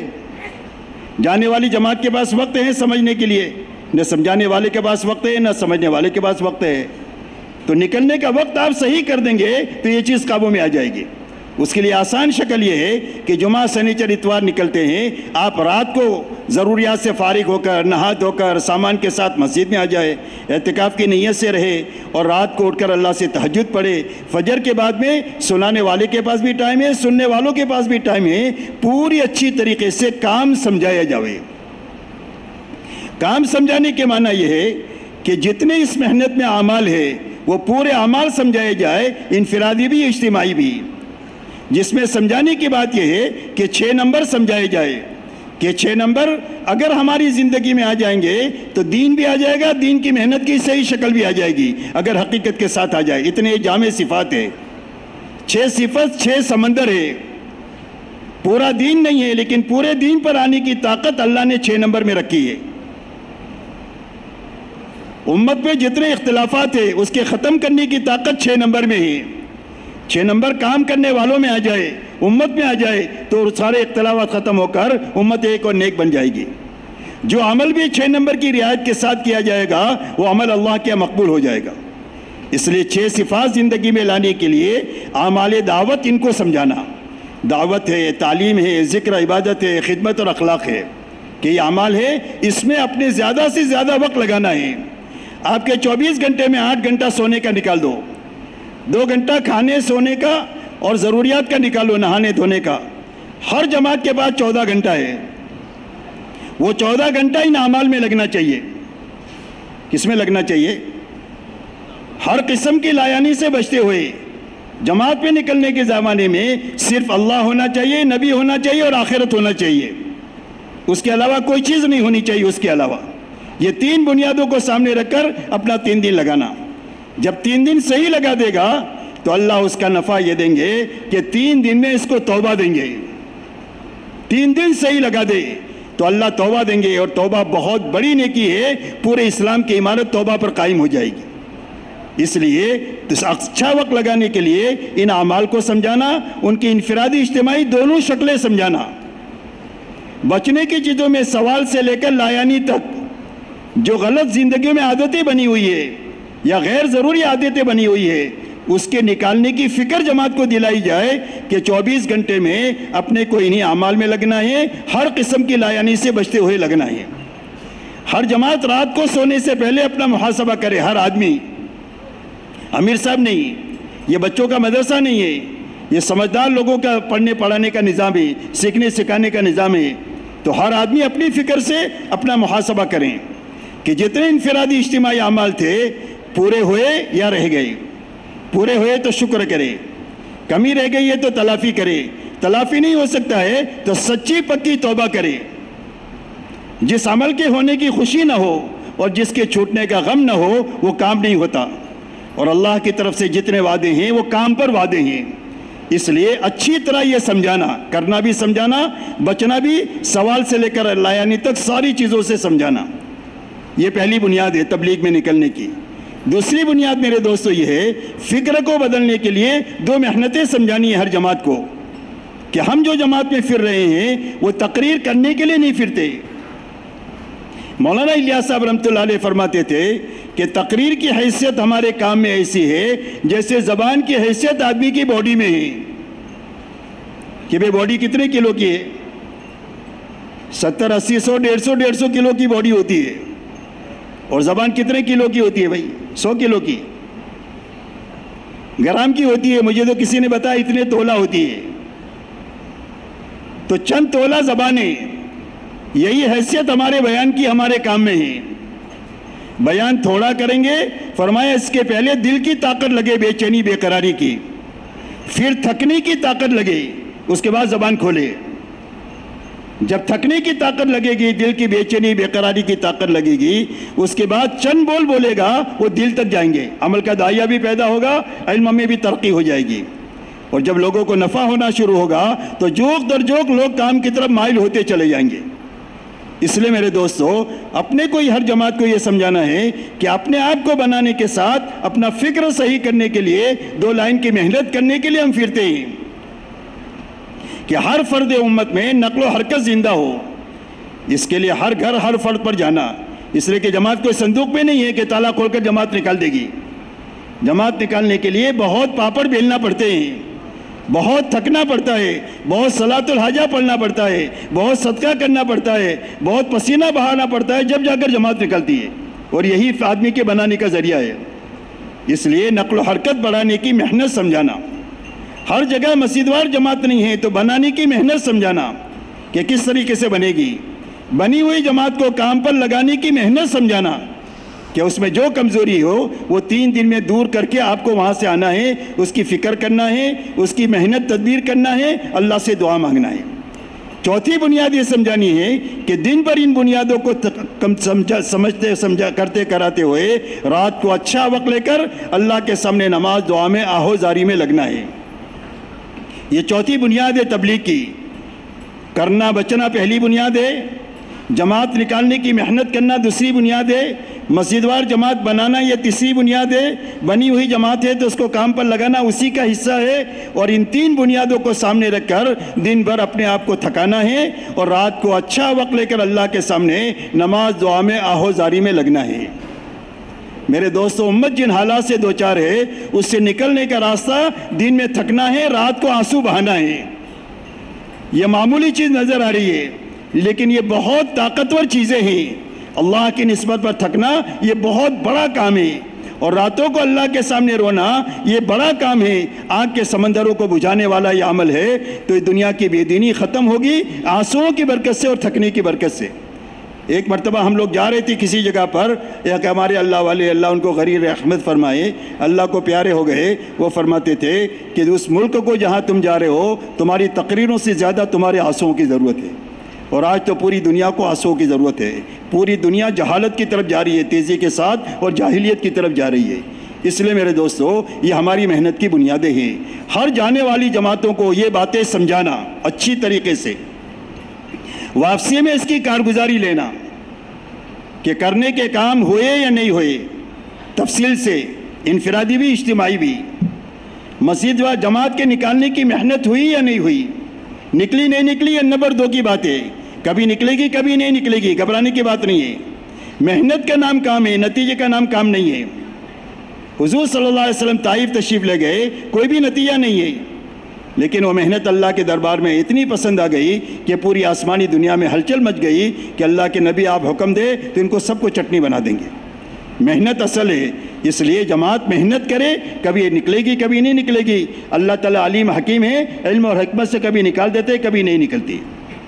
تو اس کے لیے یہ دوسری بنیاد ہے, اس کی کارگزاری لینا. مسجدوار جماعت تھی یا نہیں تھی, نہیں تھی تو اس کے بنانے کے لیے کیا کوشش ہوئی. بنی ہوئی جماعت تھی تو کام پر تھی یا کوئی کمزوری تھی, کس لائن کی کمزوری آپ نے محسوس کیا, اس کو دور کرنے کے لیے آپ نے کیا کوشش کیا, اور رات کو اٹھ کر کے اللہ سے مانگنے کا کیا معمول رہا. اس کو کارگزاری میں لینا, اس کو سمجھائش میں لینا. اس کے بعد ان کو واپسی کی بات سمجھانا کہ اب اپنے گھر والوں کے ساتھ, اپنے بیوی بچوں کے ساتھ, اپنے ماں باپ کے ساتھ, اپنے بھائی بہنوں کے ساتھ, اپنے محلے والوں کے ساتھ ہماری زندگی جتنی اچھی ہوگی لوگوں کو کام سمجھانے کا ذریعہ بنیں گے, اور غلط ہوگی تو لوگوں کو کام سے دور ہونے کا ذریعہ بنیں گے. کام کو قریب ہونے کا ذریعہ بننا چاہیے, کام سے دوری کا ذریعہ ہم کو نہیں بننا چاہیے. اس لیے میرے دوستو کام جتنا ہو رہا ہے اس کو صحیح کرنا, مقامی کام کو بھی صحیح کرنا, اس کی شکل آ گئی. خروج کو بھی 3 دن کو صحیح کرنا, یہ صحیح آ گیا. اگر 3 دن کا نظام صحیح ہو جاتا ہے تو پورے کام کی عمارت صحیح ہو جاتی ہے. سال میں 8 مہینہ 9 مہینہ 10 مہینہ آدمی 3 دن لگاتا ہے. جب 3 دن صحیح لگا دے گا اس کے بعد جب چلہ لگائے گا تو ابھی جیسا چلہ لگا ہے اس سے کئی گنا اچھا لگائے گا. اور جب ایک مجمع اس میں کا 4 مہینہ لگائے گا تو ابھی جیسا 4 مہینہ لگا رہا ہے اس سے کئی گنا اچھا لگائے گا. اس لیے پورے کام کی عمارت کو اندرون اور بیرون کی صحیح کرنے کا راستہ کام کی صحیح سمجھائش ہے، پوری سمجھائش ہے، اور اس کو کارگزاری میں لانا ہے۔ جب یہ دو چیزیں اچھی طریقے سے قابو میں آ جائے گی تو پورا کام صحیح بھی ہو جائے گا، پورا بھی ہو جائے گا، اور جب کام صحیح اور پورا ہو جائے گا تو کام کا جو مقصود ہے مجمع بنانا اور ماحول بنانا، تیزی کے ساتھ اللہ تعالیٰ اس کو وجود دینا شروع کر دیں گے۔ کہ بھئی اس کے لیے آپ لوگ تیار ہیں؟ کون کون تیار ہے اس کے لیے؟ ماشاءاللہ، واہ بھائی واہ، واہ بھائی واہ، واہ بھائی واہ۔ ہاتھ اٹھانا نہیں، ارادہ پکا کرنا، اپنے بس کی کوشش کرنا۔ کیا کرنا؟ جس محنت، جس ارادے کے پاس کوشش نہیں ہے وہ ارادے کا دھوکہ ہے، ارادہ نہیں ہے۔ وہ یا تو آرزو ہے یا تمنا ہے۔ آرزو تمنا پر کچھ نہیں ہوتا۔ ارادہ اس کو کہتے ہیں کہ جس کے بعد میں محنت ہو اپنے بس کی، اس کو ارادہ کہتے ہیں۔ آدمی گھر بنانے کا، شادی کرنے کا، سفر کا، کاروبار کرنے کا ارادہ کرتا ہے، اس کے بعد کچھ کرتا ہے کہ نہیں کرتا؟ کہ بھئی کیا کرتا ہے؟ اپنے بس کی تدبیر کرنا شروع کرتا ہے، اپنے بس کی محنت کرنا شروع کرتا ہے۔ اس کے لیے آپ حضرات سے ہماری درخواست یہ ہے کہ آپ اس کو کرنا شروع کریں۔ کہ بھئی کریں گے؟ اب اس کے لیے میرے دوستو 3 باتیں ہیں۔ ایک فکر ہے، ایک محنت ہے، ایک دعا ہے۔ فکر اور دعا کا دائرہ وسیع ہے۔ فکر اور دعا کا دائرہ وسیع ہے۔ محنت کا دائرہ محدود بھی ہے اور اپنے بس میں بھی ہے۔ محنت اتنا کریں گے جتنا ہمارے بس میں ہے، اور میں نے بس سب کا بتایا کہ کتنا کر سکتے ہیں، اور دائرہ بتایا اپنی مسجد سے لے کر، گھر سے لے کر جہاں تک ہم جا سکتے ہیں، یہ ہمارا دائرہ ہے اندرون اور بیرون کا۔ لیکن عالم تو بہت بڑا ہے، امت بہت بڑی ہے، انسانیت بہت بڑی ہے، تو ہماری فکر اور دعا عالمی ہونی چاہیے، محنت کا دائرہ محدود ہونا چاہیے۔ حضور صلی اللہ علیہ وسلم نے محنت حجاز میں فرمائی۔ کہاں فرمائی؟ حجاز میں۔ آپ حجاز سے باہر تشریف نہیں لے گئے، آپ کا لمبے میں لمبا سفر تبوک تک کا ہے۔ باقی آپ کی محنت کا میدان پورا عالم تھا، ساری انسانیت تھی، قیامت تک کا زمانہ تھا۔ تو آپ نے اپنی فکر اور دعا میں پوری عالم کو لیا، پوری انسانیت کو لیا، قیامت تک کے زمانے کو لیا، اور محنت اپنے دائرے میں آپ نے کیا۔ لیکن آپ کی محنت کے عمل کو اور اثر کو اللہ نے پوری دنیا میں پہنچا دیا۔ ایسا ہی ہم اپنی فکر اور دعا کا دائرہ وسیع کریں، پوری امت کو لے محنت اور دعا، فکر میں اور دعا میں، پورے کام کو لیں، پورے عالم کے کام کو لیں اور ساری انسانیت کو لیں، اور محنت کریں گے اپنے بس کی، اپنے دائرے عمل میں۔ جب اپنے دائرے عمل میں اپنے بس کی محنت کریں گے تو اللہ اس کا فائدہ پوری امت کو پہنچائیں گے، پوری انسانیت کو پہنچائیں گے، اور پوری دنیا میں کام کا رخ صحیح ہو جائے گا۔ اگر کوئی کمزوری آئی ہے تو کمزوری اللہ کے فضل سے دور ہو جائے گی، اس میں آپ کی دعا بھی لگ جائے گی، آپ کی فکر بھی لگ جائے گی، آپ کی محنت بھی لگ جائے گی، تو اس میں بھی ہمارا پورا اس میں حصہ ہو جائے گا۔ کہ بھئی اس کے لیے سارا مجمع تیار ہے؟ اس کے لیے بیرونی نقل و حرکت کو بھی بڑھانا ہے، مقامی محنت کو بھی صحیح کرنا ہے، اچھی طرح سمجھ کر اس کام کو کرنا ہے، اپنے مسائل کا حل سمجھ کر کے کرنا ہے۔ امت جن مسائل سے دوچار ہے اس سے نکلنے کا حل محنت کے صحیح کرنے میں اور پورا کرنے میں ہے۔ انسانیت جن حالات سے دوچار ہے ان حالات سے نکلنے کا واحد حل امت کی محنت کا صحیح کرنا ہے۔ اس کے لیے میرے دوستو اس کو صحیح بھی کرنا ہے اور اس کو پورا کرنا ہے، اس کے لیے ارادہ کرنا ہے اور اپنے بس کی کوشش کرنا ہے۔ کہ بھئی اس کے لیے سارا مجمع تیار ہے؟ اب میرے دوستو آپ حضرات کے سامنے جو تقاضے رکھے جائے اس کو آپ اپنے ساتھ بیٹھ کر اس کو پورا کر کے پھر جائیں۔ کچھ پہلے بات ختم ہو رہی ہے، 12 بجے سے پہلے 15 منٹ اسی لیے ہے، کام کے لیے، تاکہ 2 گھنٹے میں آپ کا کام پورا ہو جاوے۔ شاید ضلع کی سطح سے یا جس سطح سے بھی مولانا آپ کو بٹھانا چاہے اس میں بیٹھ کر جو باتیں آپ سے کرنے کے لیے کہیں اس کو عملی طور پر آپ کر لیں، اور اس کے بعد اللہ سے مانگ بھی لے کہ اللہ پوری زندگی ہم کو کرنا نصیب فرمائے، کرنے کے ساتھ زندگی دے، کرنے پر اللہ ہم کو موت دے۔ وَاعْبُدْ رَبَّكَ حَتَّى يَأْتِيَكَ الْيَقِينُ، اللہ کی اطاعت میں لگے رہو موت تک۔ لا تموتن الا وانتم مسلمون، فرمایا مسلمان ہو کر کے مریو۔ مسلمان ہو کر وہ مرے گا جو مسلمان بن کر جیے گا۔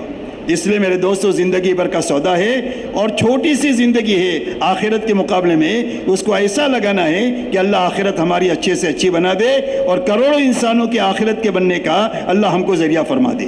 اللہ آسان فرما دے۔ چلیے ভাই আলহামদুলিল্লাহ, এত সময় পর্যন্ত মুজাকারা হইল, আমরা ভালোভাবে শুনছি।